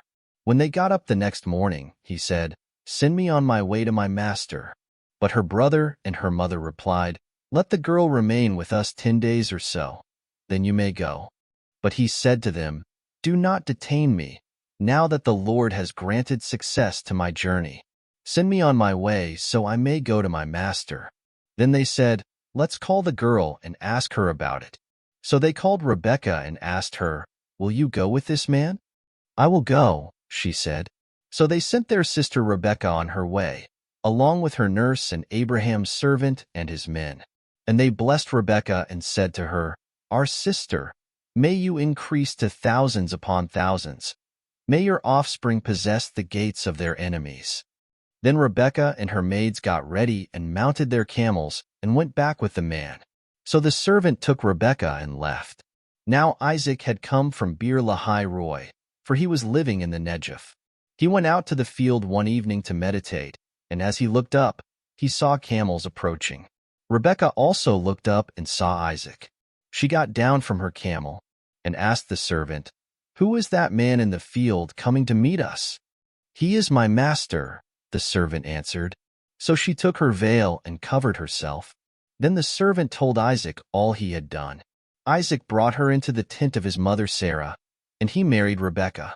So she became his wife, and he loved her. And Isaac was comforted after his mother's death. Genesis 25. Abraham took another wife, whose name was Keturah. She bore him Zimran, Jokshan, Medan, Midian, Ishbak, and Shua. Jokshan was the father of Sheba and Dedan. The descendants of Dedan were the Asherites, the Letushites, and the Lumites. The sons of Midian were Ephah, Epher, Hanok, Abida, and Eldah. All these were descendants of Keturah. Abraham left everything he owned to Isaac. But while he was still living, he gave gifts to the sons of his concubines and sent them away from his son Isaac to the land of the east. Altogether, Abraham lived 175 years. Then Abraham breathed his last and died at a good old age, an old man and full of years, and he was gathered to his people. His sons Isaac and Ishmael buried him in the cave of Machpelah near Mamre, in the field of Ephron son of Zohar the Hittite, the field Abraham had bought from the Hittites. There Abraham was buried with his wife Sarah. After Abraham's death, God blessed his son Isaac, who then lived near Beer Lahai Roi. This is the account of Abraham's son Ishmael, whom Sarah's maidservant, Hagar the Egyptian, bore to Abraham. These are the names of the sons of Ishmael, listed in the order of their birth. Nebaioth the firstborn of Ishmael, Kedar, Adbeel, Mibsam, Mishma, Duma, Massa, Hadad, Tema, Jetur, Naphish, and Kedema. These were the sons of Ishmael, and these are the names of the 12 tribal rulers according to their settlements and camps. Altogether, Ishmael lived 137 years. He breathed his last and died, and he was gathered to his people. His descendants settled in the area from Havilah to Shur, near the border of Egypt as you go toward Ashur. And they lived in hostility toward all their brothers. This is the account of Abraham's son Isaac. Abraham became the father of Isaac, and Isaac was 40 years old when he married Rebekah, daughter of Bethuel the Aramean from Paddan Aram and sister of Laban the Aramean. Isaac prayed to the Lord on behalf of his wife, because she was barren. The Lord answered his prayer, and his wife Rebekah became pregnant. The babies jostled each other within her, and she said, "Why is this happening to me?" So she went to inquire of the Lord. The Lord said to her, "Two nations are in your womb, and two peoples from within you will be separated. One people will be stronger than the other, and the older will serve the younger." When the time came for her to give birth, there were twin boys in her womb. The first to come out was red, and his whole body was like a hairy garment. So they named him Esau. After this, his brother came out, with his hand grasping Esau's heel. So he was named Jacob. Isaac was 60 years old when Rebekah gave birth to them. The boys grew up, and Esau became a skillful hunter, a man of the open country, while Jacob was a quiet man, staying among the tents. Isaac, who had a taste for wild game, loved Esau, but Rebekah loved Jacob. Once when Jacob was cooking some stew, Esau came in from the open country, famished. He said to Jacob, "Quick, let me have some of that red stew. I'm famished." That is why he was also called Edom. Jacob replied, "First sell me your birthright." "Look, I am about to die," Esau said. "What good is the birthright to me?" But Jacob said, "Swear to me first." So he swore an oath to him, selling his birthright to Jacob. Then Jacob gave Esau some bread and some lentil stew. He ate and drank, and then got up and left. So Esau despised his birthright. Genesis 26. Now there was a famine in the land besides the earlier famine of Abraham's time, and Isaac went to Abimelech king of the Philistines in Gerar. The Lord appeared to Isaac and said, "Do not go down to Egypt. Live in the land where I tell you to live. Stay in this land for a while, and I will be with you and will bless you. For to you and your descendants I will give all these lands, and will confirm the oath I swore to your father Abraham. I will make your descendants as numerous as the stars in the sky, and will give them all these lands, and through your offspring all nations on earth will be blessed. Because Abraham obeyed me and kept my requirements, my commands, my decrees, and my laws." So Isaac stayed in Gerar. When the men of that place asked him about his wife, he said, "She is my sister," because he was afraid to say, "She is my wife." He thought, "The men of this place might kill me on account of Rebekah, because she is beautiful." When Isaac had been there a long time, Abimelech king of the Philistines looked down from a window and saw Isaac caressing his wife Rebekah. So Abimelech summoned Isaac and said, "She is really your wife. Why did you say, 'She is my sister'?" Isaac answered him, "Because I thought I might lose my life on account of her." Then Abimelech said, "What is this you have done to us? One of the men might well have slept with your wife, and you would have brought guilt upon us." So Abimelech gave orders to all the people, "Anyone who molests this man or his wife shall surely be put to death." Isaac planted crops in that land, and the same year reaped 100-fold, because the Lord blessed him. The man became rich, and his wealth continued to grow until he became very wealthy. He had so many flocks and herds and servants that the Philistines envied him. So all the wells that his father's servants had dug in the time of his father Abraham, the Philistines stopped up, filling them with earth. Then Abimelech said to Isaac, "Move away from us. You have become too powerful for us." So Isaac moved away from there and encamped in the valley of Gerar and settled there. Isaac reopened the wells that had been dug in the time of his father Abraham, which the Philistines had stopped up after Abraham died, and he gave them the same names his father had given them. Isaac's servants dug in the valley and discovered a well of fresh water there. But the herdsmen of Gerar quarreled with Isaac's herdsmen and said, "The water is ours." So he named the well Ezek, because they disputed with him. Then they dug another well, but they quarreled over that one also. So he named it Sitnah. He moved on from there and dug another well, and no one quarreled over it. He named it Rehoboth, saying, "Now the Lord has given us room, and we will flourish in the land." From there he went up to Beersheba. That night the Lord appeared to him and said, "I am the God of your father Abraham. Do not be afraid, for I am with you. I will bless you and will increase the number of your descendants for the sake of my servant Abraham."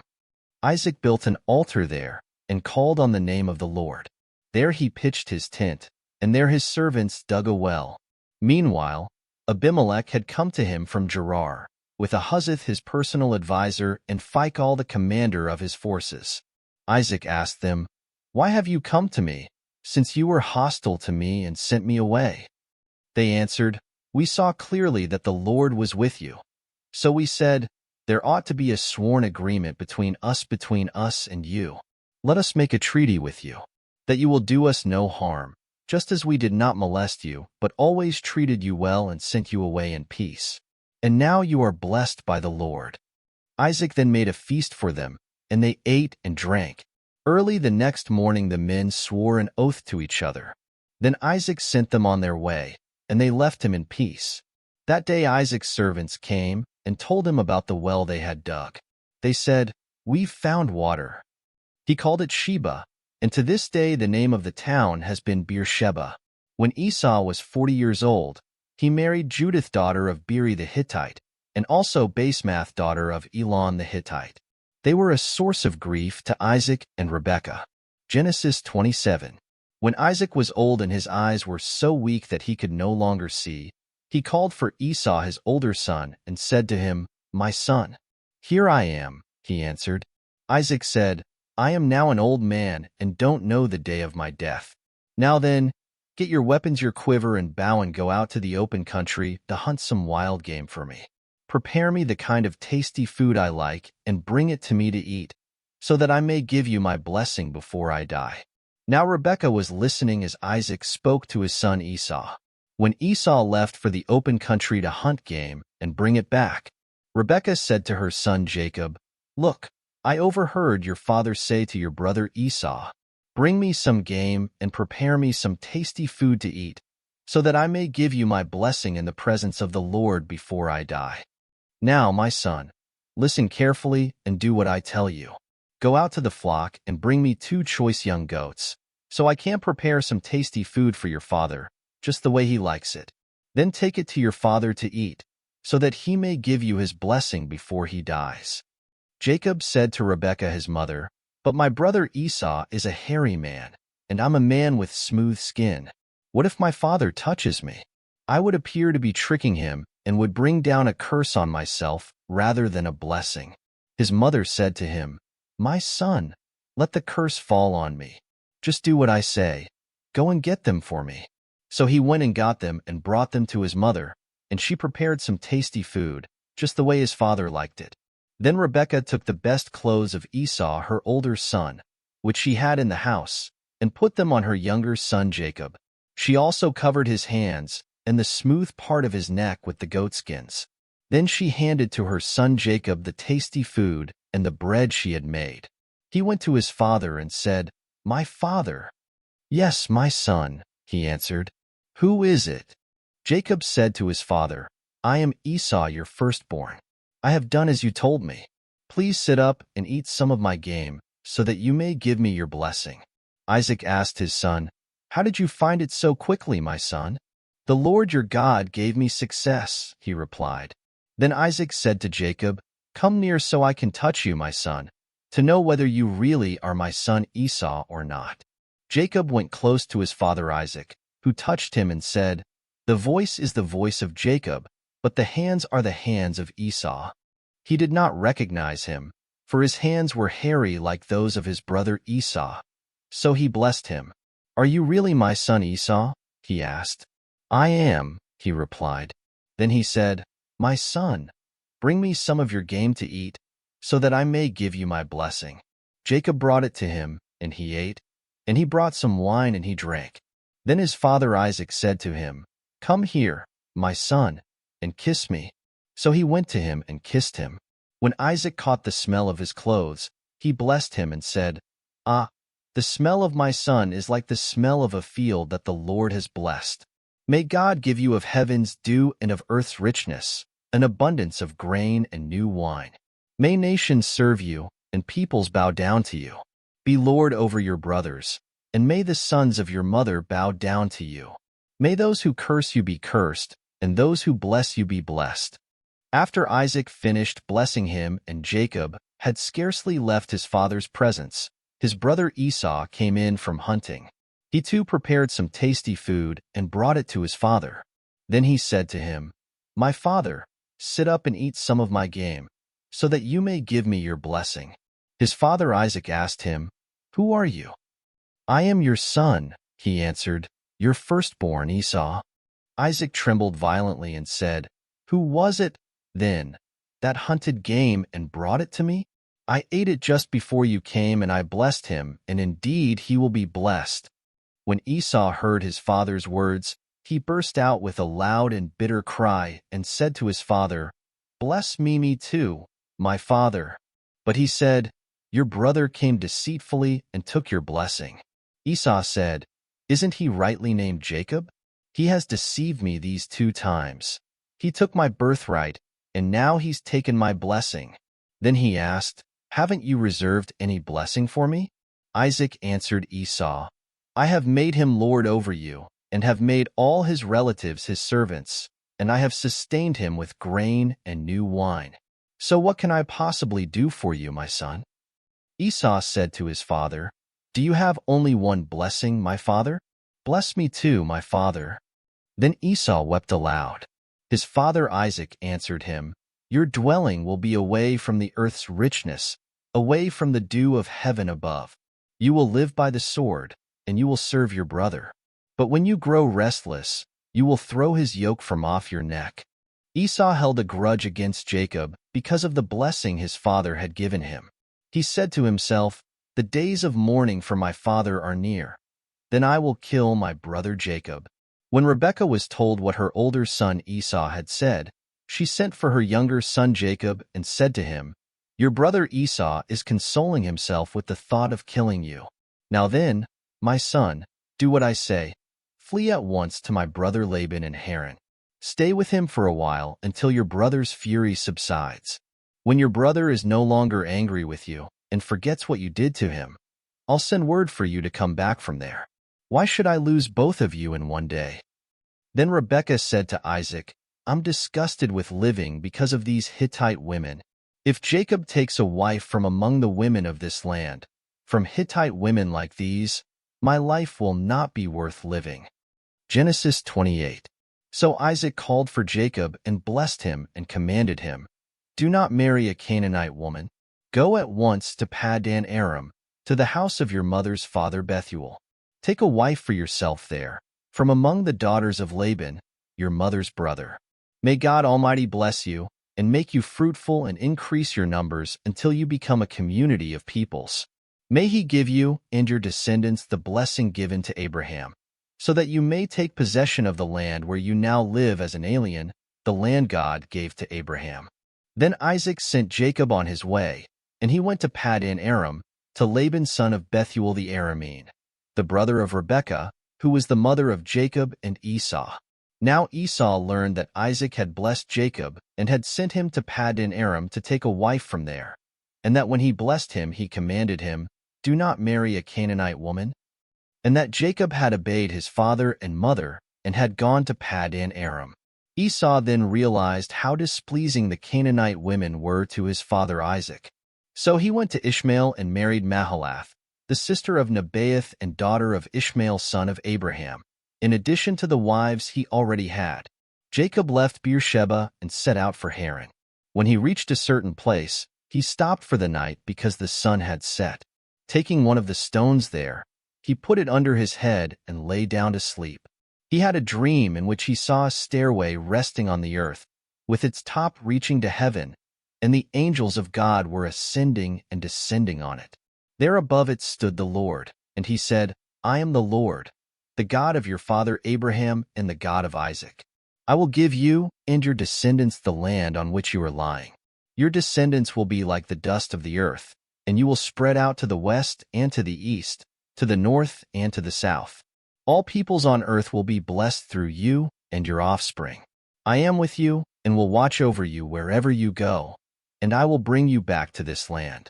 I will not leave you until I have done what I have promised you."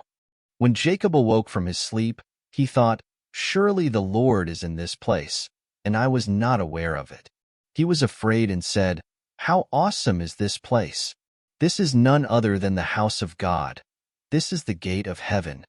Early the next morning Jacob took the stone he had placed under his head and set it up as a pillar and poured oil on top of it. He called that place Bethel, though the city used to be called Luz.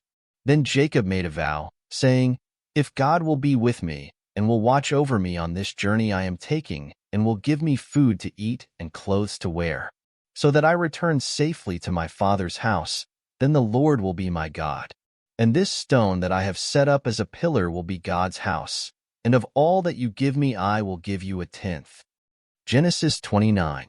Then Jacob continued on his journey and came to the land of the eastern peoples. There he saw a well in the field, with 3 flocks of sheep lying near it because the flocks were watered from that well. The stone over the mouth of the well was large. When all the flocks were gathered there, the shepherds would roll the stone away from the well's mouth and water the sheep. Then they would return the stone to its place over the mouth of the well. Jacob asked the shepherds, "My brothers, where are you from?" "We're from Haran," they replied. He said to them, "Do you know Laban, Nahor's grandson?" "Yes, we know him," they answered. Then Jacob asked them, "Is he well?" "Yes, he is," they said, "and here comes his daughter Rachel with the sheep." "Look," he said, "the sun is still high, "It is not time for the flocks to be gathered. Water the sheep and take them back to pasture." "We can't," they replied, "until all the flocks are gathered and the stone has been rolled away from the mouth of the well. Then we will water the sheep." While he was still talking with them, Rachel came with her father's sheep, for she was a shepherdess. When Jacob saw Rachel, daughter of Laban, his mother's brother, and Laban's sheep, he went over and rolled the stone away from the mouth of the well and watered his uncle's sheep. Then Jacob kissed Rachel and began to weep aloud. He had told Rachel that he was a relative of her father and a son of Rebekah. So she ran and told her father. As soon as Laban heard the news about Jacob, his sister's son, he hurried to meet him.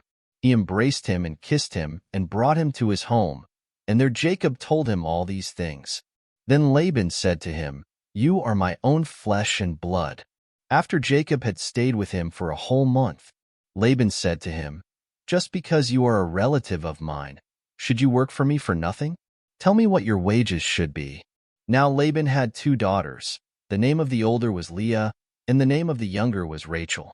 Leah had weak eyes, but Rachel was lovely in form and beautiful. Jacob was in love with Rachel and said, "I'll work for you 7 years in return for your younger daughter Rachel." Laban said, "It's better that I give her to you than to some other man. Stay here with me." So Jacob served 7 years to get Rachel, but they seemed like only a few days to him because of his love for her. Then Jacob said to Laban, "Give me my wife. My time is completed, and I want to lie with her." So Laban brought together all the people of the place and gave a feast. But when evening came, he took his daughter Leah and gave her to Jacob, and Jacob lay with her. And Laban gave his servant girl Zilpah to his daughter as her maidservant. When morning came, there was Leah. So Jacob said to Laban, "What is this you have done to me? I served you for Rachel, didn't I? Why have you deceived me?" Laban replied, "It is not our custom here to give the younger daughter in marriage before the older one. Finish this daughter's bridal week.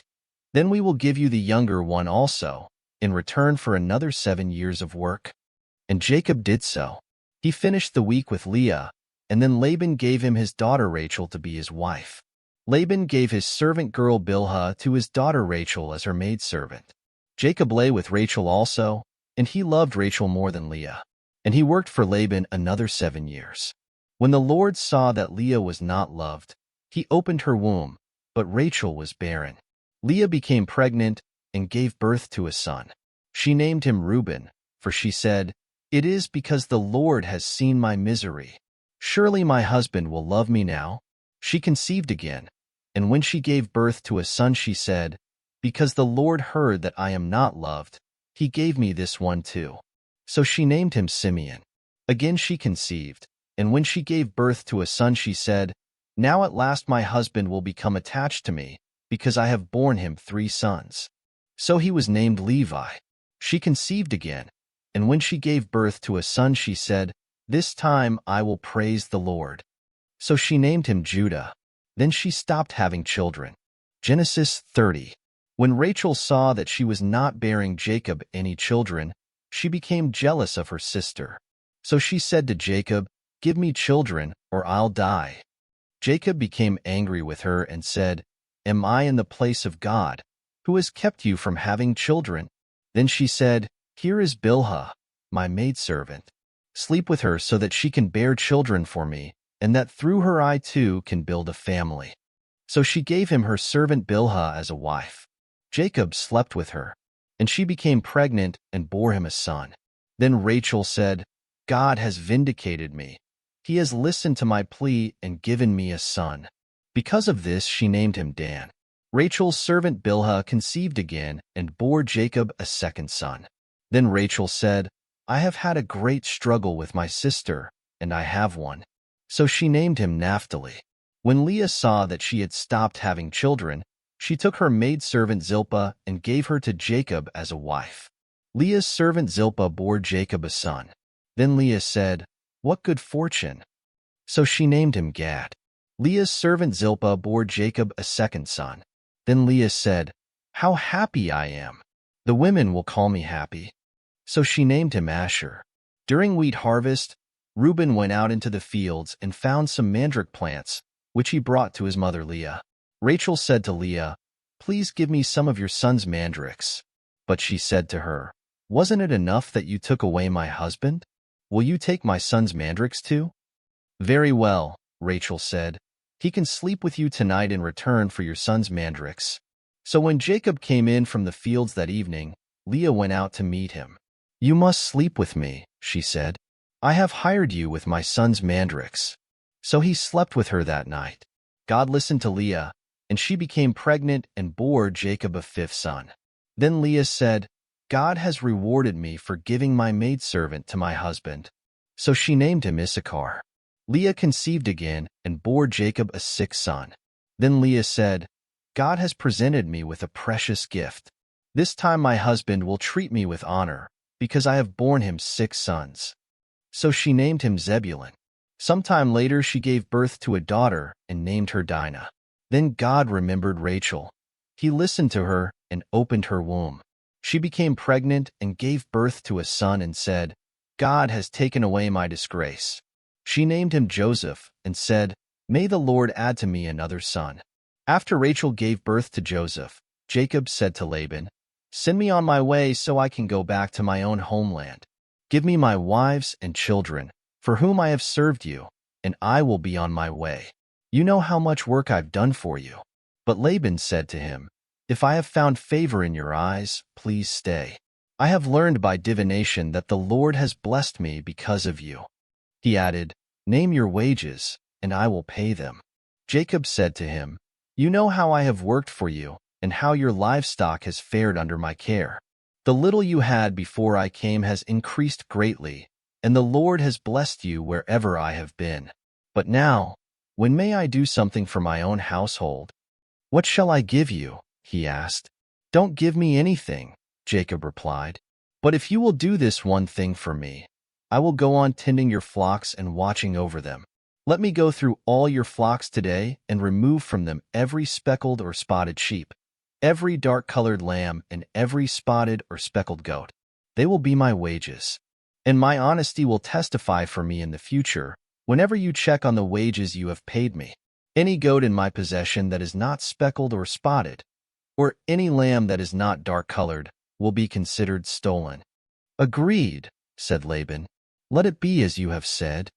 That same day he removed all the male goats that were streaked or spotted, and all the speckled or spotted female goats, all that had white on them, and all the dark-colored lambs, and he placed them in the care of his sons. Then he put a 3-day journey between himself and Jacob, while Jacob continued to tend the rest of Laban's flocks. Jacob, however, took fresh-cut branches from poplar, almond, and plane trees and made white stripes on them by peeling the bark and exposing the white inner wood of the branches. Then he placed the peeled branches in all the watering troughs, so that they would be directly in front of the flocks when they came to drink. When the flocks were in heat and came to drink, they made it in front of the branches, and they bore young that were streaked or speckled or spotted. Jacob set apart the young of the flock by themselves, but made the rest face the streaked and dark-colored animals that belonged to Laban. Thus he made separate flocks for himself, and did not put them with Laban's animals. Whenever the stronger females were in heat, Jacob would place the branches in the troughs in front of the animals, so they would mate near the branches. But if the animals were weak, he would not place them there. So the weak animals went to Laban and the strong ones to Jacob. In this way the man grew exceedingly prosperous and came to own large flocks, and maidservants and menservants, and camels and donkeys. Genesis 31. Jacob heard that Laban's sons were saying, "Jacob has taken everything our father owned, and has gained all this wealth from what belonged to our father." And Jacob noticed that Laban's attitude toward him was not what it had been. Then the Lord said to Jacob, "Go back to the land of your fathers and to your relatives, and I will be with you." So Jacob sent word to Rachel and Leah to come out to the fields where his flocks were. He said to them, "I see that your father's attitude toward me is not what it was before, but the God of my father has been with me.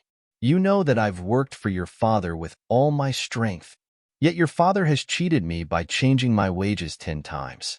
However, God has not allowed him to harm me. If he said, "The speckled ones will be your wages," then all the flocks gave birth to speckled young. And if he said, "The streaked ones will be your wages," then all the flocks bore streaked young. So God has taken away your father's livestock and has given them to me. In breeding season I once had a dream in which I looked up and saw that the male goats mating with the flock were streaked, speckled, or spotted. The angel of God said to me in the dream, "Jacob." I answered, "Here I am." And he said, "Look up and see that all the male goats mating with the flock are streaked, speckled, or spotted. For I have seen all that Laban has been doing to you. I am the God of Bethel, where you anointed a pillar and where you made a vow to me. Now leave this land at once and go back to your native land." Then Rachel and Leah replied, "Do we still have any share in the inheritance of our father's estate? Does he not regard us as foreigners? Not only has he sold us, but he has used up what was paid for us. Surely all the wealth that God took away from our father belongs to us and our children. So do whatever God has told you." Then Jacob put his children and his wives on camels, and he drove all his livestock ahead of him, along with all the goods he had accumulated in Paddan Aram, to go to his father Isaac in the land of Canaan. When Laban had gone to shear his sheep, Rachel stole her father's household gods. Moreover, Jacob deceived Laban the Aramean by not telling him he was running away. So he fled with all he had, and crossing the river, he headed for the hill country of Gilead. On the third day Laban was told that Jacob had fled. Taking his relatives with him, he pursued Jacob for 7 days and caught up with him in the hill country of Gilead. Then God came to Laban the Aramean in a dream at night and said to him, "Be careful not to say anything to Jacob, either good or bad." Jacob had pitched his tent in the hill country of Gilead when Laban overtook him, and Laban and his relatives camped there too. Then Laban said to Jacob, "What have you done? You've deceived me, and you've carried off my daughters like captives in war. Why did you run off secretly and deceive me? Why didn't you tell me, so I could send you away with joy and singing to the music of tambourines and harps? You didn't even let me kiss my grandchildren and my daughters goodbye. You have done a foolish thing. I have the power to harm you. But last night the God of your father said to me, 'Be careful not to say anything to Jacob, either good or bad.' Now you have gone off because you long to return to your father's house. But why did you steal my gods?" Jacob answered Laban, "I was afraid, because I thought you would take your daughters away from me by force. But if you find anyone who has your gods, he shall not live. In the presence of our relatives, see for yourself whether there is anything of yours here with me, and if so, take it." Now Jacob did not know that Rachel had stolen the gods. So Laban went into Jacob's tent and into Leah's tent and into the tent of the 2 maidservants, but he found nothing. After he came out of Leah's tent, he entered Rachel's tent. Now Rachel had taken the household gods and put them inside her camel's saddle and was sitting on them. Laban searched through everything in the tent, but found nothing.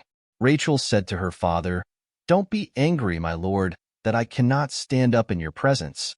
I'm having my period." So he searched but could not find the household gods. Jacob was angry and took Laban to task. "What is my crime?" he asked Laban. "What sin have I committed that you hunt me down? Now that you have searched through all my goods, what have you found that belongs to your household? Put it here in front of your relatives and mine, and let them judge between the 2 of us. I have been with you for 20 years now. Your sheep and goats have not miscarried, nor have I eaten rams from your flocks. I did not bring you animals torn by wild beasts. I bore the loss myself, and you demanded payment from me for whatever was stolen by day or night. This was my situation.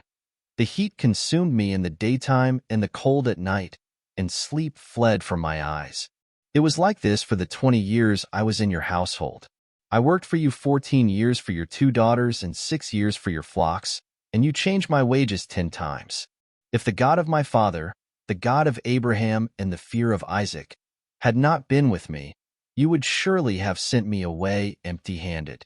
But God has seen my hardship and the toil of my hands, and last night he rebuked you." Laban answered Jacob, "The women are my daughters, the children are my children, and the flocks are my flocks. All you see is mine. Yet what can I do today about these daughters of mine, or about the children they have borne? Come now, let's make a covenant, you and I, and let it serve as a witness between us." So Jacob took a stone and set it up as a pillar. He said to his relatives, "Gather some stones." So they took stones and piled them in a heap, and they ate there by the heap. Laban called it Jegar-Sahadutha, and Jacob called it Galeed. Laban said, "This heap is a witness between you and me today." That is why it was called Galeed. It was also called Mizpah, because he said, "May the Lord keep watch between you and me when we are away from each other. If you mistreat my daughters, or if you take any wives besides my daughters, even though no one is with us, remember that God is a witness between you and me." Laban also said to Jacob, "Here is this heap, and here is this pillar I have set up between you and me. This heap is a witness, and this pillar is a witness, that I will not go past this heap to your side to harm you, and that you will not go past this heap and pillar to my side to harm me. May the God of Abraham and the God of Nahor, the God of their father, judge between us." So Jacob took an oath in the name of the fear of his father Isaac. He offered a sacrifice there in the hill country and invited his relatives to a meal. After they had eaten, they spent the night there. Early the next morning Laban kissed his grandchildren and his daughters and blessed them. Then he left and returned home. Genesis 32. Jacob also went on his way, and the angels of God met him. When Jacob saw them, he said, "This is the camp of God." So he named that place Mahanaim. Jacob sent messengers ahead of him to his brother Esau in the land of Seir, the country of Edom. He instructed them, "This is what you are to say to my master Esau. Your servant Jacob says, I have been staying with Laban and have remained there till now. I have cattle and donkeys, sheep and goats, menservants and maidservants. Now I am sending this message to my lord, that I may find favor in your eyes." When the messengers returned to Jacob, they said, "We went to your brother Esau, and now he is coming to meet you, and 400 men are with him." In great fear and distress Jacob divided the people who were with him into two groups, and the flocks and herds and camels as well. He thought, if Esau comes and attacks one group, the group that is left may escape. Then Jacob prayed, "O God of my father Abraham, God of my father Isaac, O Lord, who said to me, 'Go back to your country and your relatives, and I will make you prosper.' I am unworthy of all the kindness and faithfulness you have shown your servant. I had only my staff when I crossed this Jordan, but now I have become two groups. Save me, I pray, from the hand of my brother Esau, for I am afraid he will come and attack me, and also the mothers with their children. But you have said, I will surely make you prosper, and will make your descendants like the sand of the sea, which cannot be counted." He spent the night there, and from what he had with him he selected a gift for his brother Esau: 200 female goats and 20 male goats, 200 ewes and 20 rams, 30 female camels with their young, 40 cows and 10 bulls, and 20 female donkeys and 10 male donkeys. He put them in the care of his servants, each herd by itself, and said to his servants, "Go ahead of me, and keep some space between the herds." He instructed the one in the lead, "When my brother Esau meets you and asks, 'To whom do you belong, and where are you going, and who owns all these animals in front of you?' Then you are to say, 'They belong to your servant Jacob. They are a gift sent to my lord Esau, and he is coming behind us.'" He also instructed the second, the third, and all the others who followed the herds, "You are to say the same thing to Esau when you meet him, and be sure to say, 'Your servant Jacob is coming behind us.'" For he thought, "I will pacify him with these gifts I am sending on ahead. Later, when I see him, perhaps he will receive me." So Jacob's gifts went on ahead of him, but he himself spent the night in the camp. That night Jacob got up and took his 2 wives, his 2 maidservants, and his 11 sons, and crossed the ford of the Jabbok. After he had sent them across the stream, he sent over all his possessions. So Jacob was left alone, and a man wrestled with him till daybreak. When the man saw that he could not overpower him, he touched the socket of Jacob's hip so that his hip was wrenched as he wrestled with the man. Then the man said, "Let me go, for it is daybreak." But Jacob replied, "I will not let you go unless you bless me." The man asked him, "What is your name?" "Jacob," he answered. Then the man said, "Your name will no longer be Jacob, but Israel, because you have struggled with God and with men and have overcome." Jacob said, "Please tell me your name." But he replied, "Why do you ask my name?" Then he blessed him there. So Jacob called the place Peniel, saying, "It is because I saw God face to face, and yet my life was spared." The sun rose above him as he passed Peniel, and he was limping because of his hip. Therefore to this day the Israelites do not eat the tendon attached to the socket of the hip, because the socket of Jacob's hip was touched near the tendon. Genesis 33. Jacob looked up, and there was Esau, coming with his 400 men. So he divided the children among Leah, Rachel, and the 2 maidservants. He put the maidservants and their children in front, Leah and her children next, and Rachel and Joseph in the rear. He himself went on ahead and bowed down to the ground 7 times as he approached his brother. But Esau ran to meet Jacob and embraced him. He threw his arms around his neck and kissed him, and they wept. Then Esau looked up and saw the women and children. "Who are these with you?" he asked. Jacob answered, "They are the children God has graciously given your servant." Then the maidservants and their children approached and bowed down. Next, Leah and her children came and bowed down. Last of all came Joseph and Rachel, and they too bowed down. Esau asked, "What do you mean by all these droves I met?" "To find favor in your eyes, my lord," he said. But Esau said, "I already have plenty, my brother. Keep what you have for yourself." "No, please," said Jacob. "If I have found favor in your eyes, accept this gift from me. For to see your face is like seeing the face of God. Now that you have received me favorably, please accept the present that was brought to you. For God has been gracious to me, and I have all I need." And because Jacob insisted, Esau accepted it. Then Esau said, "Let us be on our way. I'll accompany you." But Jacob said to him, "My Lord knows that the children are tender, and that I must care for the ewes and cows that are nursing their young. If they are driven hard just one day, all the animals will die. So let my Lord go on ahead of his servant, while I move along slowly at the pace of the droves before me and that of the children, until I come to my Lord in Seir." Esau said, "Then let me leave some of my men with you." "But why do that?" Jacob asked. "Just let me find favor in the eyes of my Lord." So that day Esau started on his way back to Seir. Jacob, however, went to Sukkot, where he built a place for himself and made shelters for his livestock. That is why the place is called Sukkot. After Jacob came from Paddan Aram, he arrived safely at the city of Shechem in Canaan and camped within sight of the city. For 100 pieces of silver, he bought from the sons of Hamor, the father of Shechem, the plot of ground where he pitched his tent. There he set up an altar and called it El Elohe Israel. Genesis 34. Now Dinah, the daughter Leah had borne to Jacob, went out to visit the women of the land.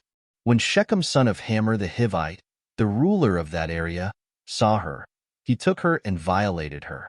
His heart was drawn to Dinah daughter of Jacob, and he loved the girl and spoke tenderly to her. And Shechem said to his father Hamor, "Get me this girl as my wife." When Jacob heard that his daughter Dinah had been defiled, his sons were in the fields with his livestock, so he kept quiet about it until they came home. Then Shechem's father Hamor went out to talk with Jacob. Now Jacob's sons had come in from the fields as soon as they heard what had happened.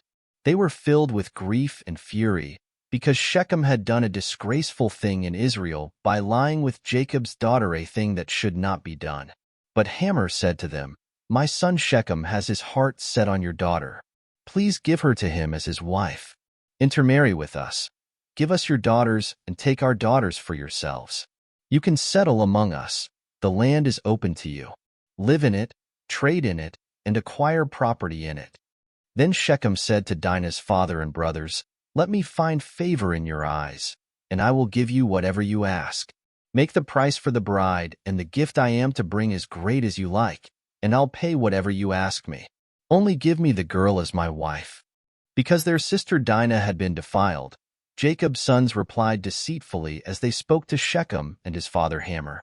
They said to them, "We can't do such a thing. We can't give our sister to a man who is not circumcised. That would be a disgrace to us. We will give our consent to you on one condition only, that you become like us by circumcising all your males. Then we will give you our daughters and take your daughters for ourselves. We'll settle among you and become one people with you. But if you will not agree to be circumcised, we'll take our sister and go." Their proposal seemed good to Hamor and his son Shechem. The young man, who was the most honored of all his father's household, lost no time in doing what they said, because he was delighted with Jacob's daughter. So Hamor and his son Shechem went to the gate of their city to speak to their fellow townsmen. "These men are friendly toward us," they said. "Let them live in our land and trade in it. The land has plenty of room for them. We can marry their daughters, and they can marry ours.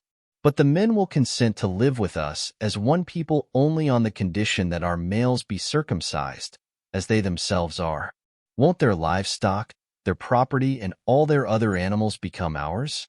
So let us give our consent to them, and they will settle among us."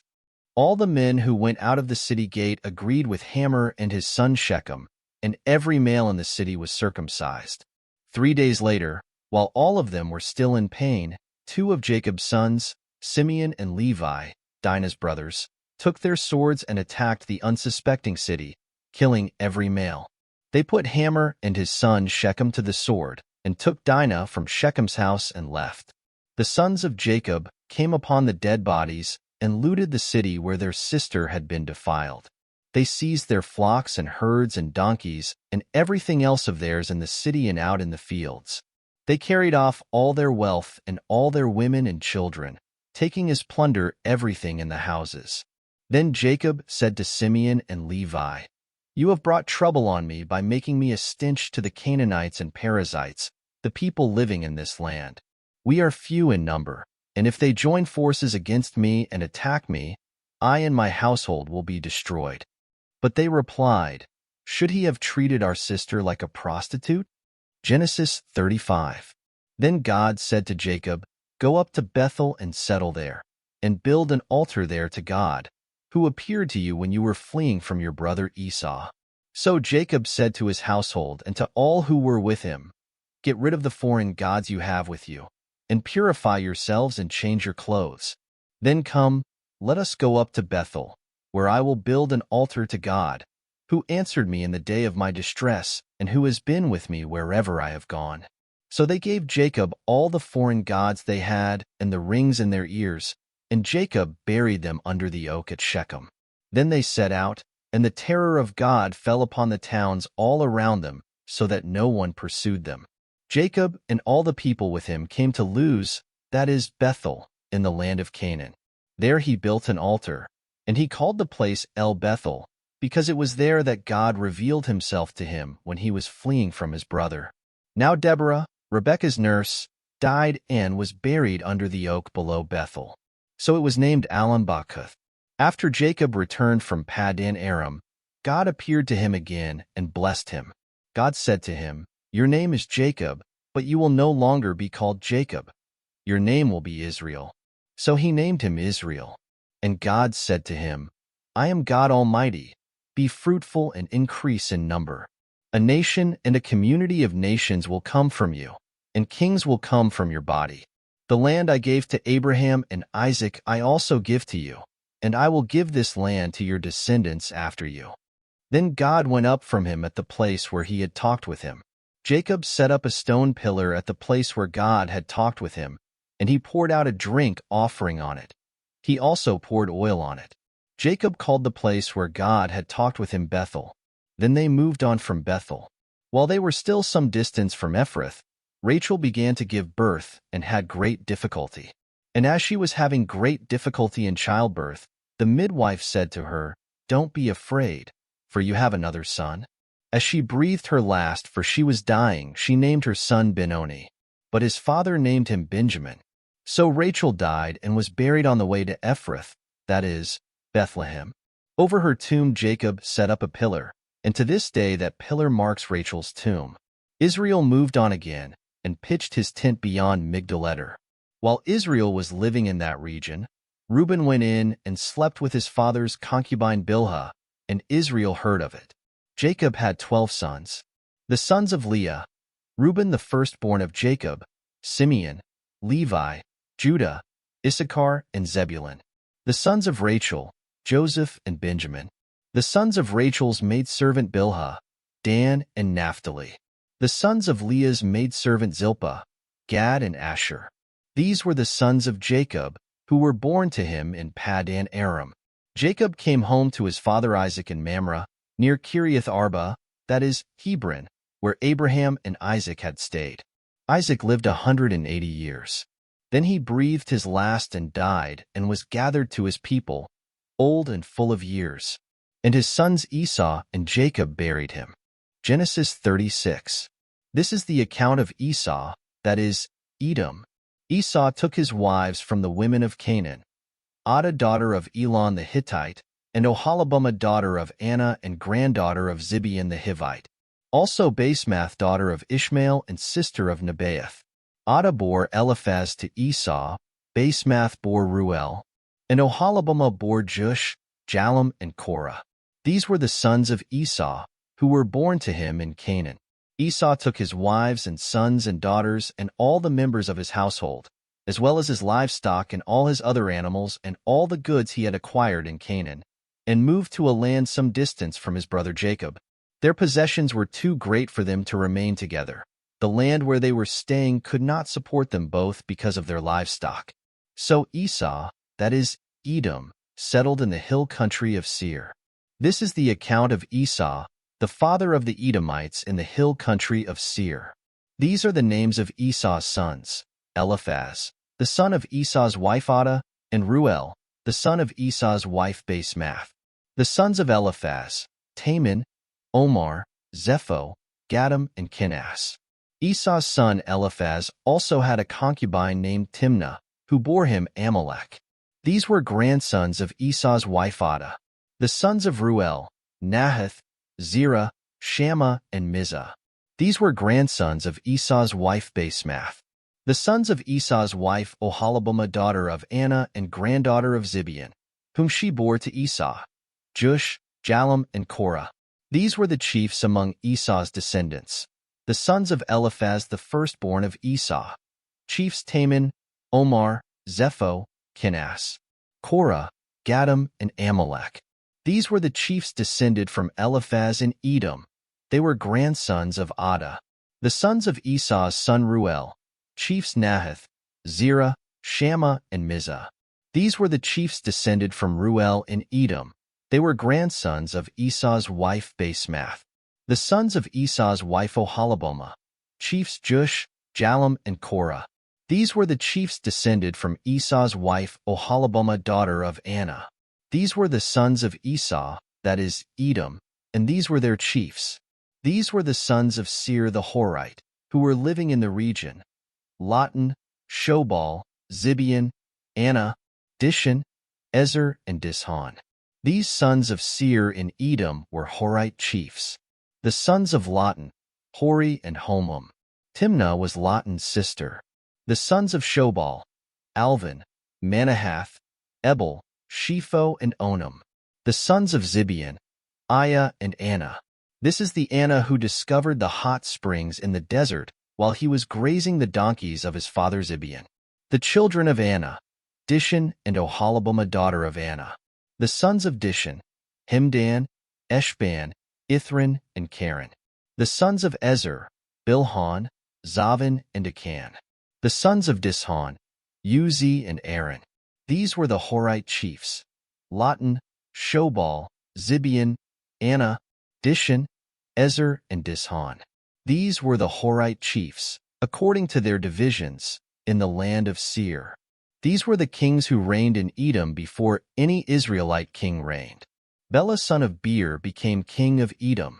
His city was named Dinhabah. When Bela died, Jobab son of Zerah from Basra succeeded him as king. When Jobab died, Husham from the land of the Timonites succeeded him as king. When Husham died, Hadad son of Bedad, who defeated Midian in the country of Moab, succeeded him as king. His city was named Avith. When Hadad died, Samlah from Misreka succeeded him as king. When Samlah died, Shaul from Rehoboth on the river succeeded him as king. When Shaul died, Baalhanan son of Akbor succeeded him as king. When Baalhanan son of Akbor died, Hadad succeeded him as king. His city was named Pau, and his wife's name was Mehetabel daughter of Matred, the daughter of Mezahab. These were the chiefs descended from Esau, by name, according to their clans and regions: Timnah, Alva, Jetheth, Oholibamah, Elah, Pinon, Kenaz, Taman, Mibzar, Magdiel, and Iram. These were the chiefs of Edom, according to their settlements in the land they occupied. This was Esau, the father of the Edomites. Genesis 37.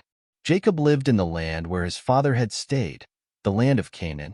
This is the account of Jacob.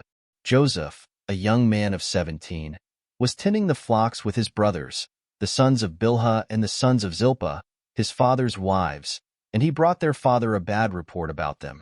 Now Israel loved Joseph more than any of his other sons, because he had been born to him in his old age, and he made a richly ornamented robe for him.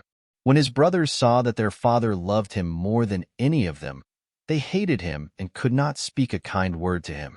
Joseph had a dream, and when he told it to his brothers, they hated him all the more. He said to them, "Listen to this dream I had. We were binding sheaves of grain out in the field when suddenly my sheaf rose and stood upright, while your sheaves gathered around mine and bowed down to it." His brothers said to him, "Do you intend to reign over us? Will you actually rule us?" And they hated him all the more because of his dream and what he had said. Then he had another dream, and he told it to his brothers. "Listen," he said, "I had another dream, and this time the sun and moon and 11 stars were bowing down to me." When he told his father as well as his brothers, his father rebuked him and said, "What is this dream you had? Will your mother and I and your brothers actually come and bow down to the ground before you?" His brothers were jealous of him, but his father kept the matter in mind. Now his brothers had gone to graze their father's flocks near Shechem, and Israel said to Joseph, "As you know, your brothers are grazing the flocks near Shechem. Come, I am going to send you to them." "Very well," he replied. So he said to him, "Go and see if all is well with your brothers and with the flocks, and bring word back to me." Then he sent him off from the valley of Hebron. When Joseph arrived at Shechem, a man found him wandering around in the fields and asked him, "What are you looking for?" He replied, "I'm looking for my brothers. Can you tell me where they are grazing their flocks?" "They have moved on from here," the man answered. "I heard them say, 'Let's go to Dothan.'" So Joseph went after his brothers and found them near Dothan. But they saw him in the distance, and before he reached them, they plotted to kill him. "Here comes that dreamer," they said to each other. "Come now, let's kill him and throw him into one of these cisterns and say that a ferocious animal devoured him. Then we'll see what comes of his dreams." When Reuben heard this, he tried to rescue him from their hands. "Let's not take his life," he said. "Don't shed any blood. Throw him into this cistern here in the desert, but don't lay a hand on him." Reuben said this to rescue him from them and take him back to his father. So when Joseph came to his brothers, they stripped him of his robe, the richly ornamented robe he was wearing, and they took him and threw him into the cistern. Now the cistern was empty. There was no water in it. As they sat down to eat their meal, they looked up and saw a caravan of Ishmaelites coming from Gilead. Their camels were loaded with spices, balm, and myrrh, and they were on their way to take them down to Egypt. Judah said to his brothers, "What will we gain if we kill our brother and cover up his blood? Come, let's sell him to the Ishmaelites and not lay our hands on him. After all, he is our brother, our own flesh and blood." His brothers agreed. So when the Midianite merchants came by, his brothers pulled Joseph up out of the cistern and sold him for 20 shekels of silver to the Ishmaelites, who took him to Egypt. When Reuben returned to the cistern and saw that Joseph was not there, he tore his clothes. He went back to his brothers and said, "The boy isn't there. Where can I turn now?" Then they got Joseph's robe, slaughtered a goat, and dipped the robe in the blood. They took the ornamented robe back to their father and said, "We found this. Examine it to see whether it is your son's robe." He recognized it and said, "It is my son's robe. Some ferocious animal has devoured him. Joseph has surely been torn to pieces." Then Jacob tore his clothes, put on sackcloth, and mourned for his son many days. All his sons and daughters came to comfort him, but he refused to be comforted. "No," he said, "in mourning will I go down to the grave to my son." So his father wept for him. Meanwhile, the Midianites sold Joseph in Egypt to Potiphar, one of Pharaoh's officials, the captain of the guard. Genesis 38. At that time, Judah left his brothers and went down to stay with a man of Adullam named Hira. There Judah met the daughter of a Canaanite man named Shua. He married her and lay with her. She became pregnant and gave birth to a son, who was named Er. She conceived again and gave birth to a son and named him Onan. She gave birth to still another son and named him Shelah. It was at Kezib that she gave birth to him. Judah got a wife for Er, his firstborn, and her name was Tamar. But Er, Judah's firstborn, was wicked in the Lord's sight, so the Lord put him to death. Then Judah said to Onan, "Lie with your brother's wife and fulfill your duty to her as a brother-in-law to produce offspring for your brother." But Onan knew that the offspring would not be his. So whenever he lay with his brother's wife, he spilled his semen on the ground to keep from producing offspring for his brother. What he did was wicked in the Lord's sight, so he put him to death also. Judah then said to his daughter-in-law Tamar, "Live as a widow in your father's house until my son Shelah grows up." For he thought, he may die too, just like his brothers. So Tamar went to live in her father's house. After a long time, Judah's wife, the daughter of Shua, died. When Judah had recovered from his grief, he went up to Timnah, to the men who were shearing his sheep, and his friend Hira the Adullamite went with him. When Tamar was told, "Your father-in-law is on his way to Timnah to shear his sheep," she took off her widow's clothes, covered herself with a veil to disguise herself, and then sat down at the entrance to Enaim, which is on the road to Timnah. For she saw that, though Shelah had now grown up, she had not been given to him as his wife. When Judah saw her, he thought she was a prostitute, for she had covered her face. Not realizing that she was his daughter-in-law, he went over to her by the roadside and said, "Come now, let me sleep with you." "And what will you give me to sleep with you?" she asked.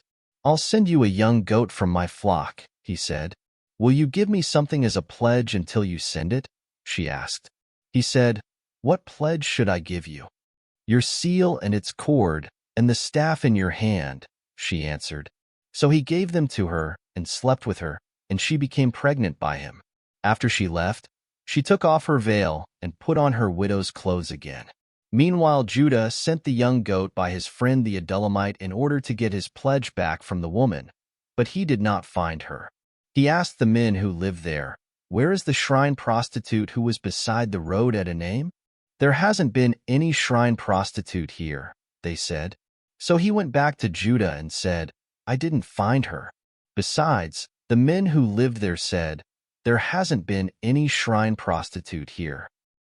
Then Judah said, "Let her keep what she has, or we will become a laughingstock. After all, I did send her this young goat, but you didn't find her." About 3 months later, Judah was told, "Your daughter-in-law Tamar is guilty of prostitution, and as a result she is now pregnant." Judah said, "Bring her out and have her burned to death." As she was being brought out, she sent a message to her father-in-law. "I am pregnant by the man who owns these," she said. And she added, "See if you recognize whose seal and cord and staff these are." Judah recognized them and said, "She is more righteous than I, since I wouldn't give her to my son Shelah." And he did not sleep with her again. When the time came for her to give birth, There were twin boys in her womb. As she was giving birth, one of them put out his hand. So the midwife took a scarlet thread and tied it on his wrist and said, "This one came out first." But when he drew back his hand, his brother came out, and she said, "So this is how you have broken out?" And he was named Perez. Then his brother, who had the scarlet thread on his wrist, came out, and he was given the name Zerah. Genesis 39. Now Joseph had been taken down to Egypt. Potiphar, an Egyptian who was one of Pharaoh's officials, the captain of the guard, bought him from the Ishmaelites who had taken him there. The Lord was with Joseph, and he prospered, and he lived in the house of his Egyptian master. When his master saw that the Lord was with him, and that the Lord gave him success in everything he did, Joseph found favor in his eyes and became his attendant. Potiphar put him in charge of his household, and he entrusted to his care everything he owned. From the time he put him in charge of his household and of all that he owned, the Lord blessed the household of the Egyptian because of Joseph. The blessing of the Lord was on everything Potiphar had, both in the house and in the field. So he left in Joseph's care everything he had. With Joseph in charge, he did not concern himself with anything except the food he ate. Now Joseph was well-built and handsome, and after a while his master's wife took notice of Joseph and said, "Come to bed with me." But he refused. "With me in charge," he told her, "my master does not concern himself with anything in the house. Everything he owns he has entrusted to my care. No one is greater in this house than I am. My master has withheld nothing from me except you, because you are his wife. How then could I do such a wicked thing and sin against God?" And though she spoke to Joseph day after day, he refused to go to bed with her or even be with her. One day he went into the house to attend to his duties, and none of the household servants was inside. She caught him by his cloak and said, "Come to bed with me." But he left his cloak in her hand and ran out of the house. When she saw that he had left his cloak in her hand and had run out of the house, she called her household servants. "Look," she said to them, "this Hebrew has been brought to us to make sport of us. He came in here to sleep with me, but I screamed. When he heard me scream for help, he left his cloak beside me and ran out of the house." She kept his cloak beside her until his master came home. Then she told him this story, "That Hebrew slave you brought us came to me to make sport of me. But as soon as I screamed for help, he left his cloak beside me and ran out of the house." When his master heard the story his wife told him, saying, "This is how your slave treated me," he burned with anger. Joseph's master took him and put him in prison, the place where the king's prisoners were confined. But while Joseph was there in the prison, the Lord was with him. He showed him kindness and granted him favor in the eyes of the prison warden. So the warden put Joseph in charge of all those held in the prison, and he was made responsible for all that was done there. The warden paid no attention to anything under Joseph's care, because the Lord was with Joseph and gave him success in whatever he did. Genesis 40. Sometime later, the cupbearer and the baker of the king of Egypt offended their master, the king of Egypt. Pharaoh was angry with his two officials, the chief cupbearer and the chief baker, and put them in custody in the house of the captain of the guard, in the same prison where Joseph was confined. The captain of the guard assigned them to Joseph, and he attended them. After they had been in custody for some time, each of the two men, the cupbearer and the baker of the king of Egypt, who were being held in prison, had a dream the same night, and each dream had a meaning of its own. When Joseph came to them the next morning, he saw that they were dejected. So he asked Pharaoh's officials who were in custody with him in his master's house, "Why are your faces so sad today?" "We both had dreams," they answered, "but there is no one to interpret them." Then Joseph said to them, "Do not interpretations belong to God? Tell me your dreams." So the chief cupbearer told Joseph his dream. He said to him, "In my dream I saw a vine in front of me, and on the vine were 3 branches. As soon as it budded, it blossomed, and its clusters ripened into grapes. Pharaoh's cup was in my hand, and I took the grapes, squeezed them into Pharaoh's cup, and put the cup in his hand." "This is what it means," Joseph said to him. "The 3 branches are 3 days. Within 3 days Pharaoh will lift up your head and restore you to your position, and you will put Pharaoh's cup in his hand, just as you used to do when you were his cupbearer. But when all goes well with you, remember me and show me kindness. Mention me to Pharaoh and get me out of this prison. For I was forcibly carried off from the land of the Hebrews, and even here I have done nothing to deserve being put in a dungeon." When the chief baker saw that Joseph had given a favorable interpretation, he said to Joseph, "I too had a dream. On my head were 3 baskets of bread. In the top basket were all kinds of baked goods for Pharaoh, but the birds were eating them out of the basket on my head." "This is what it means," Joseph said. "The 3 baskets are 3 days. Within 3 days Pharaoh will lift off your head and hang you on a tree, and the birds will eat away your flesh." Now the 3rd day was Pharaoh's birthday, and he gave a feast for all his officials. He lifted up the heads of the chief cupbearer and the chief baker in the presence of his officials. He restored the chief cupbearer to his position, so that he once again put the cup into Pharaoh's hand. But he hanged the chief baker, just as Joseph had said to them in his interpretation. The chief cupbearer, however, did not remember Joseph. He forgot him. Genesis 41. When 2 full years had passed, Pharaoh had a dream. He was standing by the Nile, when out of the river there came up 7 cows, sleek and fat, and they grazed among the reeds. After them, 7 other cows, ugly and gaunt, came up out of the Nile and stood beside those on the river bank. And the cows that were ugly and gaunt ate up the 7 sleek, fat cows. Then Pharaoh woke up. He fell asleep again and had a second dream. 7 heads of grain, healthy and good, were growing on a single stalk. After them, 7 other heads of grain sprouted thin and scorched by the east wind. The thin heads of grain swallowed up the 7 healthy, full heads. Then Pharaoh woke up. It had been a dream. In the morning his mind was troubled, so he sent for all the magicians and wise men of Egypt. Pharaoh told them his dreams, but no one could interpret them for him. Then the chief cupbearer said to Pharaoh, "Today I am reminded of my shortcomings. Pharaoh was once angry with his servants, and he imprisoned me and the chief baker in the house of the captain of the guard. Each of us had a dream the same night, and each dream had a meaning of its own. Now a young Hebrew was there with us, a servant of the captain of the guard. We told him our dreams, and he interpreted them for us, giving each man the interpretation of his dream. And things turned out exactly as he interpreted them to us. I was restored to my position, and the other man was hanged." So Pharaoh sent for Joseph, and he was quickly brought from the dungeon. When he had shaved and changed his clothes, he came before Pharaoh. Pharaoh said to Joseph, "I had a dream, and no one can interpret it. But I have heard it said of you that when you hear a dream you can interpret it." "I cannot do it," Joseph replied to Pharaoh, "but God will give Pharaoh the answer he desires." Then Pharaoh said to Joseph, "In my dream I was standing on the bank of the Nile, when out of the river there came up 7 cows, fat and sleek, and they grazed among the reeds. After them, 7 other cows came up scrawny and very ugly and lean. I had never seen such ugly cows in all the land of Egypt. The lean, ugly cows ate up the 7 fat cows that came up first. But even after they ate them, no one could tell that they had done so. They looked just as ugly as before. Then I woke up.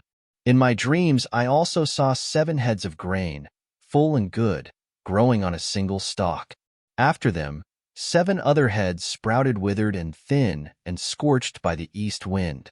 The thin heads of grain swallowed up the 7 good heads. I told this to the magicians, but none could explain it to me." Then Joseph said to Pharaoh, "The dreams of Pharaoh are one and the same. God has revealed to Pharaoh what he is about to do.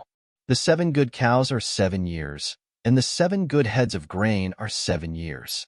It is one and the same dream.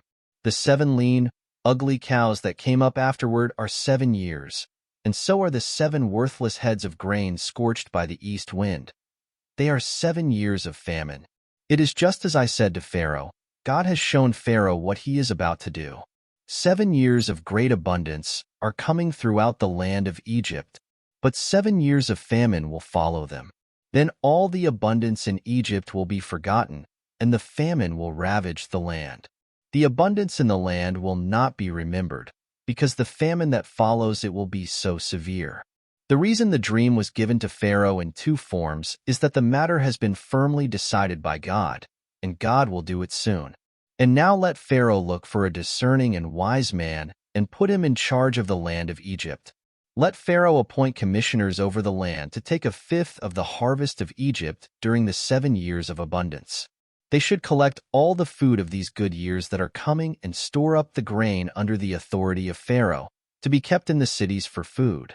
This food should be held in reserve for the country, to be used during the 7 years of famine that will come upon Egypt, so that the country may not be ruined by the famine. The plan seemed good to Pharaoh and to all his officials. So Pharaoh asked them, "Can we find anyone like this man, one in whom is the Spirit of God?"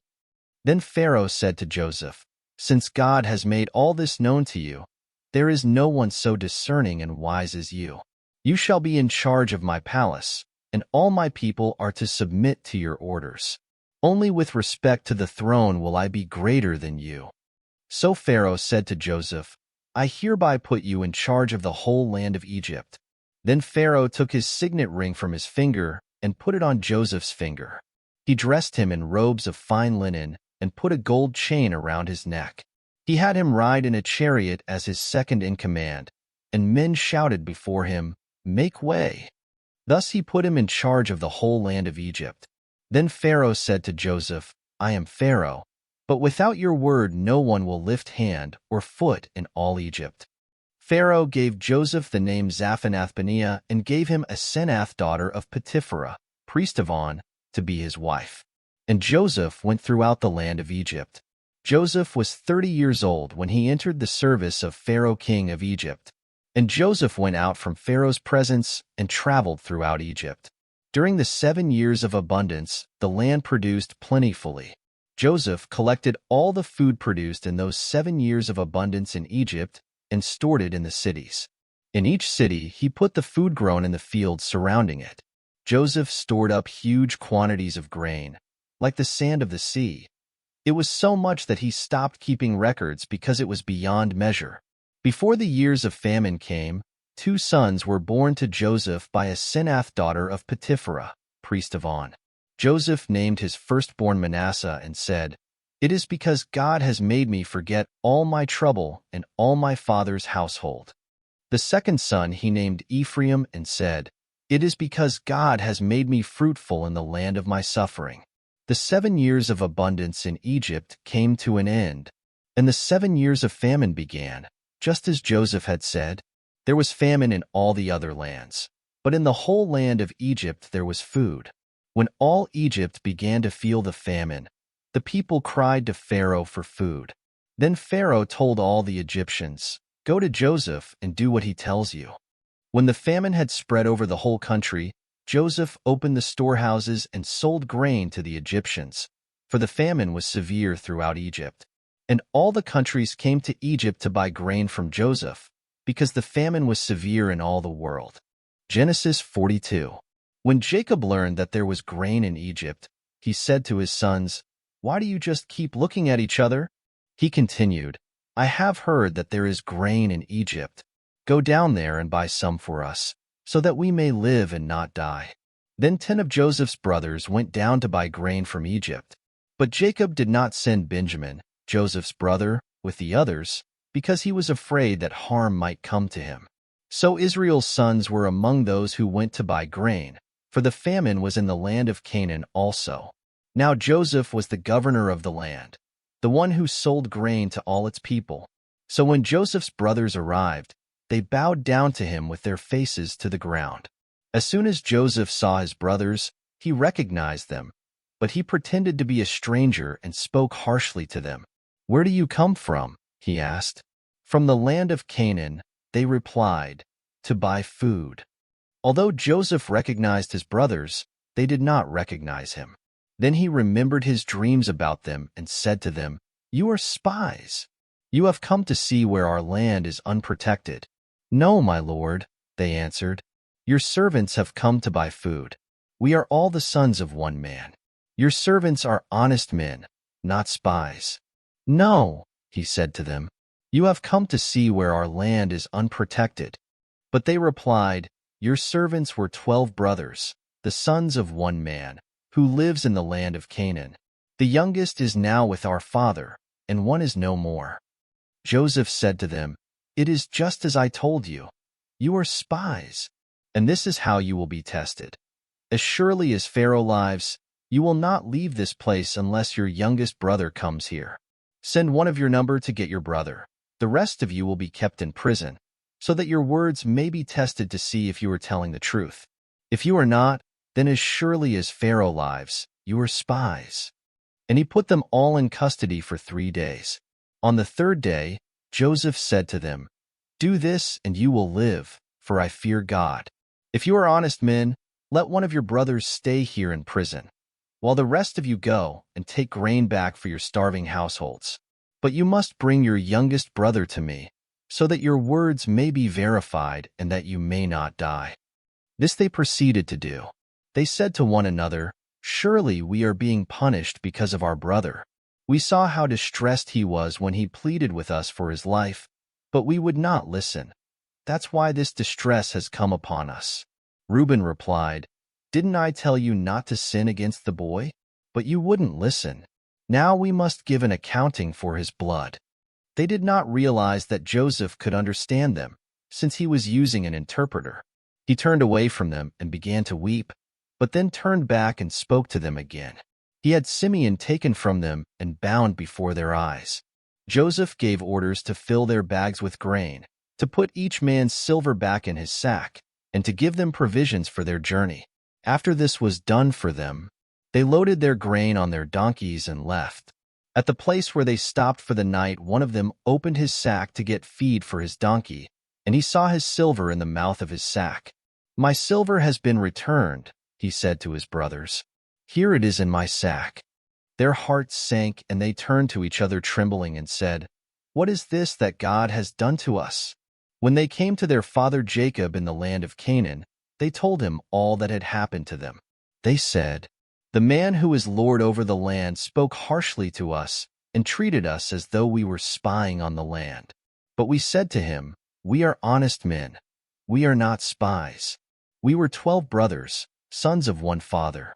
One is no more, and the youngest is now with our father in Canaan.' Then the man who is lord over the land said to us, 'This is how I will know whether you are honest men. Leave one of your brothers here with me, and take food for your starving households and go. But bring your youngest brother to me, so I will know that you are not spies but honest men. Then I will give your brother back to you, and you can trade in the land.' As they were emptying their sacks, there in each man's sack was his pouch of silver. When they and their father saw the money pouches, they were frightened. Their father Jacob said to them, 'You have deprived me of my children. Joseph is no more and Simeon is no more, and now you want to take Benjamin. Everything is against me.' Then Reuben said to his father, 'You may put both of my sons to death if I do not bring him back to you. Entrust him to my care, and I will bring him back.' But Jacob said, 'My son will not go down there with you. His brother is dead, and he is the only one left. If harm comes to him on the journey you are taking, you will bring my gray head down to the grave in sorrow.'"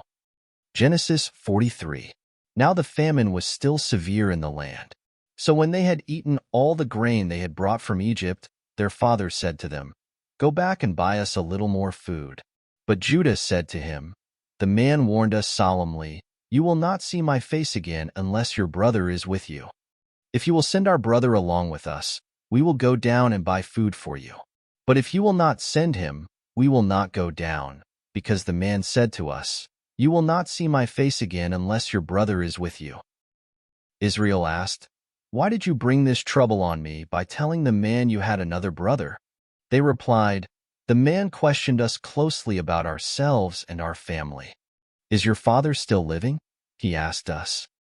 'Do you have another brother?' We simply answered his questions. How were we to know he would say, 'Bring your brother down here'?" Then Judah said to Israel his father, "Send the boy along with me, and we will go at once, so that we and you and our children may live and not die. I myself will guarantee his safety. You can hold me personally responsible for him. If I do not bring him back to you and set him here before you, I will bear the blame before you all my life. As it is, if we had not delayed, we could have gone and returned twice." Then their father Israel said to them, "If it must be, then do this. Put some of the best products of the land in your bags and take them down to the man as a gift, a little balm and a little honey, some spices and myrrh, some pistachio nuts and almonds. Take double the amount of silver with you, for you must return the silver that was put back into the mouths of your sacks. Perhaps it was a mistake. Take your brother also, and go back to the man at once. And may God Almighty grant you mercy before the man, so that he will let your other brother and Benjamin come back with you. As for me, if I am bereaved, I am bereaved." So the men took the gifts and double the amount of silver, and Benjamin also. They hurried down to Egypt and presented themselves to Joseph. When Joseph saw Benjamin with them, he said to the steward of his house, "Take these men to my house, slaughter an animal and prepare dinner. They are to eat with me at noon." The man did as Joseph told him and took the men to Joseph's house. Now the men were frightened when they were taken to his house. They thought, "We were brought here because of the silver that was put back into our sacks the first time. He wants to attack us and overpower us and seize us as slaves and take our donkeys." So they went up to Joseph's steward and spoke to him at the entrance to the house. "Please, sir," they said, "we came down here the first time to buy food. But at the place where we stopped for the night, we opened our sacks, and each of us found his silver the exact weight in the mouth of his sack. So we have brought it back with us. We have also brought additional silver with us to buy food. We don't know who put our silver in our sacks." "It's all right," he said. "Don't be afraid. Your God, the God of your father, has given you treasure in your sacks. I received your silver." Then he brought Simeon out to them. The steward took the men into Joseph's house, gave them water to wash their feet, and provided fodder for their donkeys.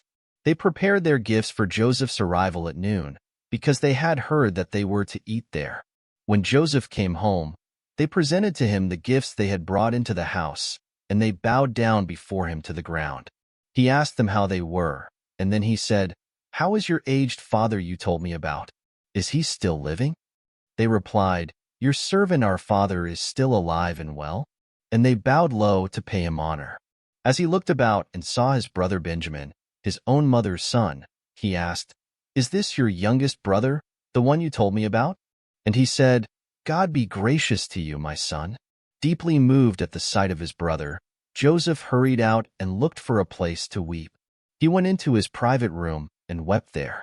After he had washed his face, he came out and, controlling himself, said, "Serve the food." They served him by himself, the brothers by themselves, and the Egyptians who ate with him by themselves, because Egyptians could not eat with Hebrews, for that is detestable to Egyptians. The men had been seated before him in the order of their ages, from the firstborn to the youngest, and they looked at each other in astonishment. When portions were served to them from Joseph's table, Benjamin's portion was 5 times as much as anyone else's. So they feasted and drank freely with him. Genesis 44. Now Joseph gave these instructions to the steward of his house. "Fill the men's sacks with as much food as they can carry, and put each man's silver in the mouth of his sack. Then put my cup, the silver one, in the mouth of the youngest one's sack, along with the silver for his grain." And he did as Joseph said. As morning dawned, the men were sent on their way with their donkeys. They had not gone far from the city when Joseph said to his steward, "Go after those men at once, and when you catch up with them, say to them, 'Why have you repaid good with evil? Isn't this the cup my master drinks from and also uses for divination? This is a wicked thing you have done.'" When he caught up with them, he repeated these words to them. But they said to him, "Why does my lord say such things? Far be it from your servants to do anything like that. We even brought back to you from the land of Canaan the silver we found inside the mouths of our sacks. So why would we steal silver or gold from your master's house? If any of your servants is found to have it, he will die, and the rest of us will become my lord's slaves." "Very well, then," he said, "let it be as you say. Whoever is found to have it will become my slave. The rest of you will be free from blame." Each of them quickly lowered his sack to the ground and opened it. Then the steward proceeded to search, beginning with the oldest and ending with the youngest. And the cup was found in Benjamin's sack. At this, they tore their clothes. Then they all loaded their donkeys and returned to the city. Joseph was still in the house when Judah and his brothers came in, and they threw themselves to the ground before him. Joseph said to them, "What is this you have done? Don't you know that a man like me can find things out by divination? What can we say to my lord?" Judah replied, "What can we say? How can we prove our innocence? God has uncovered your servant's guilt. We are now my lord's slaves, we ourselves, and the one who was found to have the cup." But Joseph said, "Far be it from me to do such a thing. Only the man who was found to have the cup will become my slave. The rest of you, go back to your father in peace." Then Judah went up to him and said, "Please, my lord, let your servant speak a word to my lord. Do not be angry with your servant, though you are equal to Pharaoh himself." My lord asked his servants, "Do you have a father or a brother?" And we answered, "We have an aged father, and there is a young son born to him in his old age. His brother is dead, and he is the only one of his mother's sons left, and his father loves him." Then you said to your servants, "Bring him down to me so I can see him for myself." And we said to my lord, "The boy cannot leave his father. If he leaves him, his father will die." But you told your servants, "Unless your youngest brother comes down with you, you will not see my face again." When we went back to your servant my father, we told him what my lord had said. Then our father said, "Go back and buy a little more food." But we said, "We cannot go down. Only if our youngest brother is with us will we go. We cannot see the man's face unless our youngest brother is with us." Your servant my father said to us, "You know that my wife bore me 2 sons. One of them went away from me, and I said, 'He has surely been torn to pieces,' and I have not seen him since. If you take this one from me too and harm comes to him, you will bring my gray head down to the grave in misery. So now, if the boy is not with us when I go back to your servant my father, and if my father, whose life is closely bound up with the boy's life, sees that the boy isn't there, he will die. Your servants will bring the gray head of our father down to the grave in sorrow." Your servant guaranteed the boy's safety to my father. I said, "If I do not bring him back to you, I will bear the blame before you, my father, all my life. Now then, please let your servant remain here as my lord's slave in place of the boy, and let the boy return with his brothers. How can I go back to my father if the boy is not with me? No, do not let me see the misery that would come upon my father." Genesis 45. Then Joseph could no longer control himself before all his attendants, and he cried out, "Have everyone leave my presence." So there was no one with Joseph when he made himself known to his brothers. And he wept so loudly that the Egyptians heard him, and Pharaoh's household heard about it. Joseph said to his brothers, "I am Joseph. Is my father still living?" But his brothers were not able to answer him, because they were terrified at his presence. Then Joseph said to his brothers, "Come close to me." When they had done so, he said, "I am your brother Joseph, the one you sold into Egypt. And now, do not be distressed and do not be angry with yourselves for selling me here, because it was to save lives that God sent me ahead of you. For 2 years now there has been famine in the land, and for the next 5 years there will not be plowing and reaping. But God sent me ahead of you to preserve for you a remnant on earth, and to save your lives by a great deliverance. So then, it was not you who sent me here, but God. He made me father to Pharaoh, lord of his entire household and ruler of all Egypt. Now hurry back to my father and say to him, 'This is what your son Joseph says. God has made me lord of all Egypt. Come down to me. Don't delay. You shall live in the region of Goshen and be near me, you, your children and grandchildren, your flocks and herds, and all you have. I will provide for you there, because 5 years of famine are still to come.'"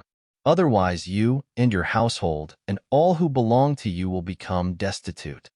You can see for yourselves, and so can my brother Benjamin, that it is really I who am speaking to you. Tell my father about all the honor accorded me in Egypt and about everything you have seen, and bring my father down here quickly." Then he threw his arms around his brother Benjamin and wept, and Benjamin embraced him, weeping. And he kissed all his brothers and wept over them. Afterward his brothers talked with him. When the news reached Pharaoh's palace that Joseph's brothers had come, Pharaoh and all his officials were pleased. Pharaoh said to Joseph, "Tell your brothers, do this. Load your animals and return to the land of Canaan, and bring your father and your families back to me. I will give you the best of the land of Egypt, and you can enjoy the fat of the land." You are also directed to tell them, "Do this.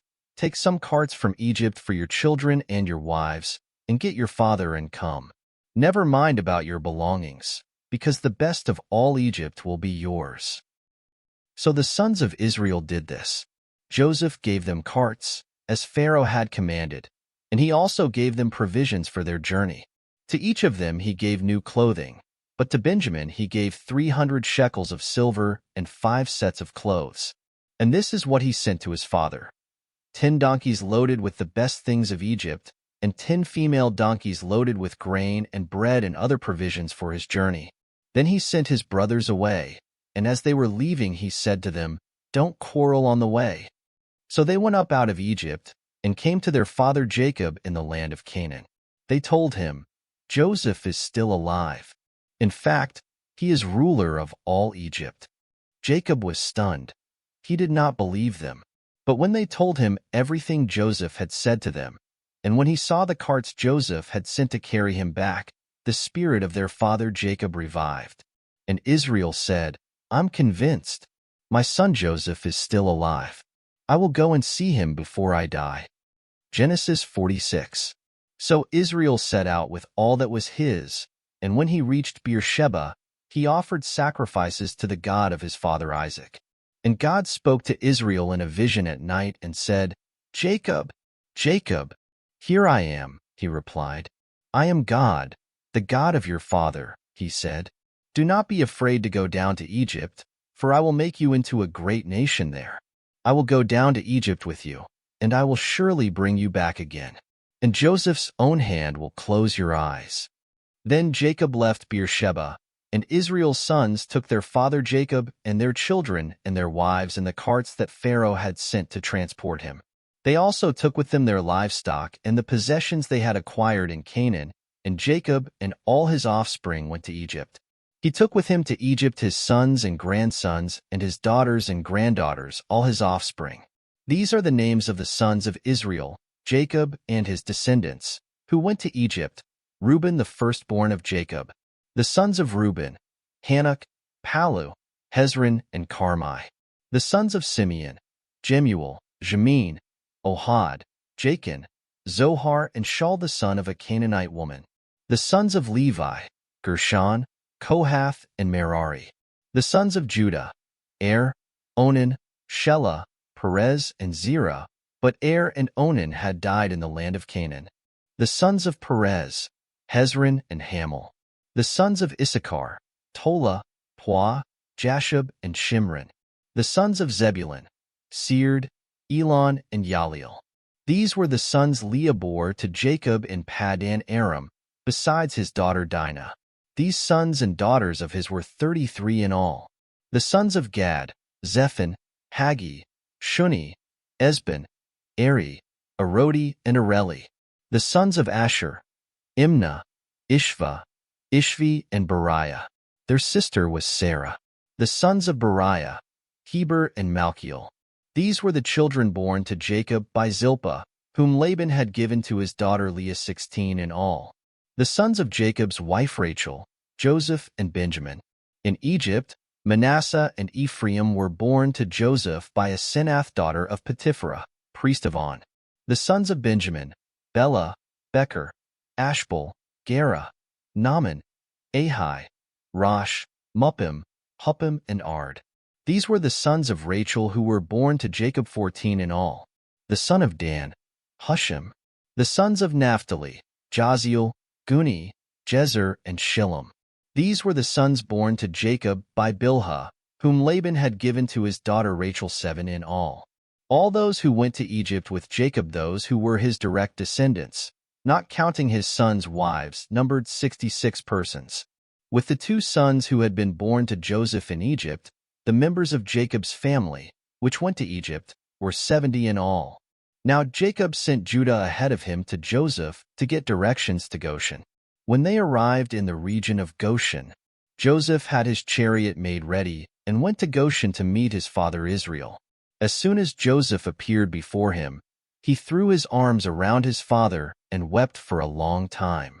Israel said to Joseph, "Now I am ready to die, since I have seen for myself that you are still alive." Then Joseph said to his brothers and to his father's household, "I will go up and speak to Pharaoh and will say to him, 'My brothers and my father's household, who are living in the land of Canaan, have come to me. The men are shepherds, they tend livestock, and they have brought along their flocks and herds and everything they own.' When Pharaoh calls you in and asks, 'What is your occupation?' you should answer, 'Your servants have tended livestock from our boyhood on, just as our fathers did.' Then you will be allowed to settle in the region of Goshen, for all shepherds are detestable to the Egyptians." Genesis 47. Joseph went and told Pharaoh, "My father and brothers, with their flocks and herds and everything they own, have come from the land of Canaan and are now in Goshen."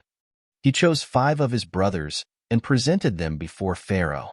Pharaoh asked the brothers, "What is your occupation?" "Your servants are shepherds," they replied to Pharaoh, "just as our fathers were." They also said to him, "We have come to live here a while, because the famine is severe in Canaan, and your servants' flocks have no pasture.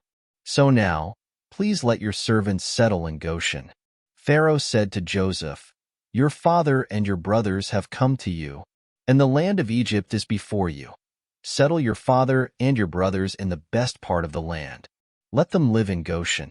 And if you know of any among them with special ability, put them in charge of my own livestock." Then Joseph brought his father Jacob in and presented him before Pharaoh. After Jacob blessed Pharaoh, Pharaoh asked him, "How old are you?" And Jacob said to Pharaoh, "The years of my pilgrimage are 130. My years have been few and difficult, and they do not equal the years of the pilgrimage of my fathers." Then Jacob blessed Pharaoh and went out from his presence. So Joseph settled his father and his brothers in Egypt and gave them property in the best part of the land, the district of Ramesses, as Pharaoh directed. Joseph also provided his father and his brothers and all his father's household with food, according to the number of their children.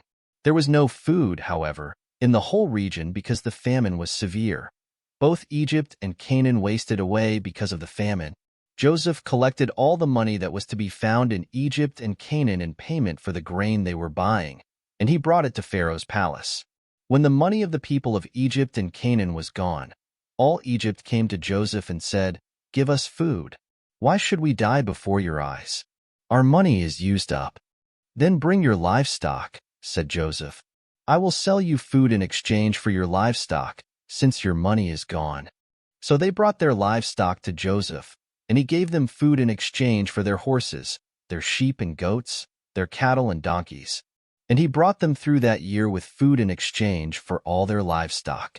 When that year was over, they came to him the following year and said, "We cannot hide from our lord the fact that since our money is gone and our livestock belongs to you, there is nothing left for our lord except our bodies and our land. Why should we perish before your eyes, we and our land as well?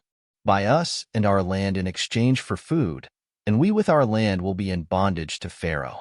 Give us seed so that we may live and not die, and that the land may not become desolate." So Joseph bought all the land in Egypt for Pharaoh. The Egyptians, one and all, sold their fields because the famine was too severe for them. The land became Pharaoh's, and Joseph reduced the people to servitude from one end of Egypt to the other. However, he did not buy the land of the priests, because they received a regular allotment from Pharaoh and had food enough from the allotment Pharaoh gave them. That is why they did not sell their land. Joseph said to the people, "Now that I have bought you and your land today for Pharaoh, here is seed for you so you can plant the ground. But when the crop comes in, give a fifth of it to Pharaoh. The other 4/5 you may keep as seed for the fields and as food for yourselves and your households and your children." "You have saved our lives," they said. "May we find favor in the eyes of our Lord. We will be in bondage to Pharaoh." So Joseph established it as a law concerning land in Egypt still in force today, that a fifth of the produce belongs to Pharaoh. It was only the land of the priests that did not become Pharaoh's. Now the Israelites settled in Egypt in the region of Goshen. They acquired property there and were fruitful and increased greatly in number. Jacob lived in Egypt 17 years, and the years of his life were 147. When the time drew near for Israel to die, he called for his son Joseph and said to him, "If I have found favor in your eyes, put your hand under my thigh and promise that you will show me kindness and faithfulness. Do not bury me in Egypt, but when I rest with my fathers, carry me out of Egypt and bury me where they are buried."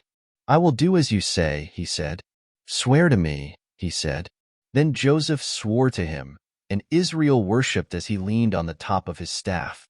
Genesis 48. Sometime later Joseph was told, "Your father is ill." So he took his 2 sons Manasseh and Ephraim along with him. When Jacob was told, "Your son Joseph has come to you," Israel rallied his strength and sat up on the bed. Jacob said to Joseph, "God Almighty appeared to me at Luz in the land of Canaan, and there he blessed me, and said to me, 'I am going to make you fruitful and will increase your numbers. I will make you a community of peoples, and I will give this land as an everlasting possession to your descendants after you.' Now then, your 2 sons born to you in Egypt before I came to you here will be reckoned as mine. Ephraim and Manasseh will be mine, just as Reuben and Simeon are mine. Any children born to you after them will be yours. In the territory they inherit they will be reckoned under the names of their brothers. As I was returning from Paddan, to my sorrow Rachel died in the land of Canaan, while we were still on the way, a little distance from Ephrath. So I buried her there beside the road to Ephrath, that is, Bethlehem. When Israel saw the sons of Joseph, he asked, 'Who are these?' 'They are the sons God has given me here,' Joseph said to his father. Then Israel said, 'Bring them to me so I may bless them.' Now Israel's eyes were failing because of old age, and he could hardly see. So Joseph brought his sons close to him, and his father kissed them and embraced them. Israel said to Joseph, 'I never expected to see your face again, and now God has allowed me to see your children too.' Then Joseph removed them from Israel's knees and bowed down with his face to the ground. And Joseph took both of them, Ephraim on his right toward Israel's left hand and Manasseh on his left toward Israel's right hand, and brought them close to him. But Israel reached out his right hand and put it on Ephraim's head, though he was the younger, and crossing his arms, he put his left hand on Manasseh's head, even though Manasseh was the firstborn. Then he blessed Joseph and said, 'May the God before whom my fathers Abraham and Isaac walked, the God who has been my shepherd all my life to this day, the angel who has delivered me from all harm, may he bless these boys. May they be called by my name and the names of my fathers Abraham and Isaac, and may they increase greatly upon the earth.' When Joseph saw his father placing his right hand on Ephraim's head, he was displeased. So he took hold of his father's hand to move it from Ephraim's head to Manasseh's head.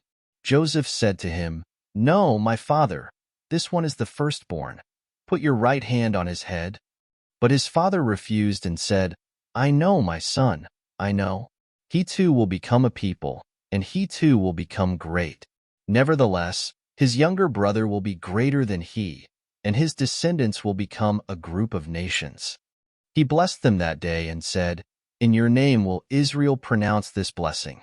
May God make you like Ephraim and Manasseh.' So he put Ephraim ahead of Manasseh. Then Israel said to Joseph, 'I am about to die, but God will be with you and take you back to the land of your fathers. And to you, as one who is over your brothers, I give the ridge of land I took from the Amorites with my sword and my bow.'" Genesis 49. Then Jacob called for his sons and said, "Gather around so I can tell you what will happen to you in days to come. Assemble and listen, sons of Jacob. Listen to your father Israel. Reuben, you are my firstborn, my might, the first sign of my strength, excelling in honor, excelling in power. Turbulent as the waters, you will no longer excel, for you went up onto your father's bed, onto my couch and defiled it. Simeon and Levi are brothers. Their swords are weapons of violence. Let me not enter their council. Let me not join their assembly. For they have killed men in their anger and hamstrung oxen as they pleased. Cursed be their anger, so fierce, and their fury, so cruel. I will scatter them in Jacob and disperse them in Israel. Judah, your brothers will praise you. Your hand will be on the neck of your enemies. Your father's sons will bow down to you. You are a lion's cub, O Judah. You return from the prey, my son. Like a lion he crouches and lies down, like a lioness who dares to rouse him. The scepter will not depart from Judah, nor the ruler's staff from between his feet, until he comes to whom it belongs, and the obedience of the nations is his. He will tether his donkey to a vine, his colt to the choicest branch. He will wash his garments in wine, his robes in the blood of grapes. His eyes will be darker than wine, his teeth whiter than milk. Zebulun will live by the seashore and become a haven for ships. His border will extend toward Sidon. Issachar is a raw-boned donkey lying down between two saddlebags. When he sees how good is his resting place and how pleasant is his land, he will bend his shoulder to the burden and submit to forced labor. Dan will provide justice for his people as one of the tribes of Israel. Dan will be a serpent by the roadside, a viper along the path, that bites the horse's heels so that its rider tumbles backward. I look for your deliverance, O Lord. Gad will be attacked by a band of raiders, but he will attack them at their heels. Asher's food will be rich. He will provide delicacies fit for a king. Naphtali is a doe set free that bears beautiful fawns. Joseph is a fruitful vine near a spring, whose branches climb over a wall. With bitterness archers attacked him. They shot at him with hostility. But his bow remained steady, his strong arms stayed limber, because of the hand of the mighty one of Jacob, because of the shepherd, the rock of Israel, because of your father's God, who helps you, because of the Almighty, who blesses you with blessings of the heavens above, blessings of the deep that lies below, blessings of the breast and womb. Your father's blessings are greater than the blessings of the ancient mountains, than the bounty of the age-old hills. Let all these rest on the head of Joseph, on the brow of the prince among his brothers. Benjamin is a ravenous wolf. In the morning he devours the prey. In the evening he divides the plunder. All these are the 12 tribes of Israel, and this is what their father said to them when he blessed them, giving each the blessing appropriate to him. Then he gave them these instructions. I am about to be gathered to my people. Bury me with my fathers in the cave in the field of Ephron the Hittite, the cave in the field of Machpelah, near Mamre in Canaan, which Abraham bought as a burial place from Ephron the Hittite, along with the field. There Abraham and his wife Sarah were buried. There Isaac and his wife Rebekah were buried, and there I buried Leah. The field and the cave in it were bought from the Hittites. When Jacob had finished giving instructions to his sons, he drew his feet up into the bed, breathed his last, and was gathered to his people. Genesis 50. Joseph threw himself upon his father, and wept over him, and kissed him. Then Joseph directed the physicians in his service to embalm his father Israel. So the physicians embalmed him, taking a full 40 days, for that was the time required for embalming. And the Egyptians mourned for him 70 days. When the days of mourning had passed, Joseph said to Pharaoh's court, If I have found favor in your eyes, speak to Pharaoh for me. Tell him, My father made me swear an oath and said, I am about to die. Bury me in the tomb I dug for myself in the land of Canaan. Now let me go up and bury my father, then I will return. Pharaoh said, Go up and bury your father, as he made you swear to do. So Joseph went up to bury his father. All Pharaoh's officials accompanied him, the dignitaries of his court and all the dignitaries of Egypt, besides all the members of Joseph's household and his brothers and those belonging to his father's household. Only their children and their flocks and herds were left in Goshen. Chariots and horsemen also went up with him. It was a very large company. When they reached the threshing floor of Atad, near the Jordan, they lamented loudly and bitterly. And there Joseph observed a 7-day period of mourning for his father. When the Canaanites who lived there saw the mourning at the threshing floor of Atad, they said, "The Egyptians are holding a solemn ceremony of mourning." That is why that place near the Jordan is called Abel Mizraim. So Jacob's sons did as he had commanded them. They carried him to the land of Canaan and buried him in the cave in the field of Machpelah, near Mamre, which Abraham had bought as a burial place from Ephron the Hittite, along with the field. After burying his father, Joseph returned to Egypt, together with his brothers and all the others who had gone with him to bury his father. When Joseph's brothers saw that their father was dead, they said, "What if Joseph holds a grudge against us and pays us back for all the wrongs we did to him?" So they sent word to Joseph, saying, "Your father left these instructions before he died. This is what you are to say to Joseph. I ask you to forgive your brothers the sins and the wrongs they committed in treating you so badly. Now please forgive the sins of the servants of the God of your father." When their message came to him, Joseph wept. His brothers then came and threw themselves down before him. "We are your slaves," they said. But Joseph said to them, "Don't be afraid. Am I in the place of God? You intended to harm me, but God intended it for good to accomplish what is now being done, the saving of many lives. So then, don't be afraid. I will provide for you and your children." And he reassured them and spoke kindly to them. Joseph stayed in Egypt, along with all his father's family. He lived 110 years, and saw the third generation of Ephraim's children. Also the children of Machir son of Manasseh were placed at birth on Joseph's knees.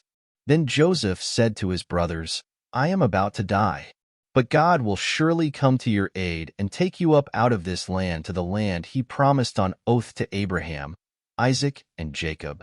And Joseph made the sons of Israel swear an oath and said, "God will surely come to your aid, and then you must carry my bones up from this place." So Joseph died at the age of 110, and after they embalmed him, he was placed in a coffin in Egypt.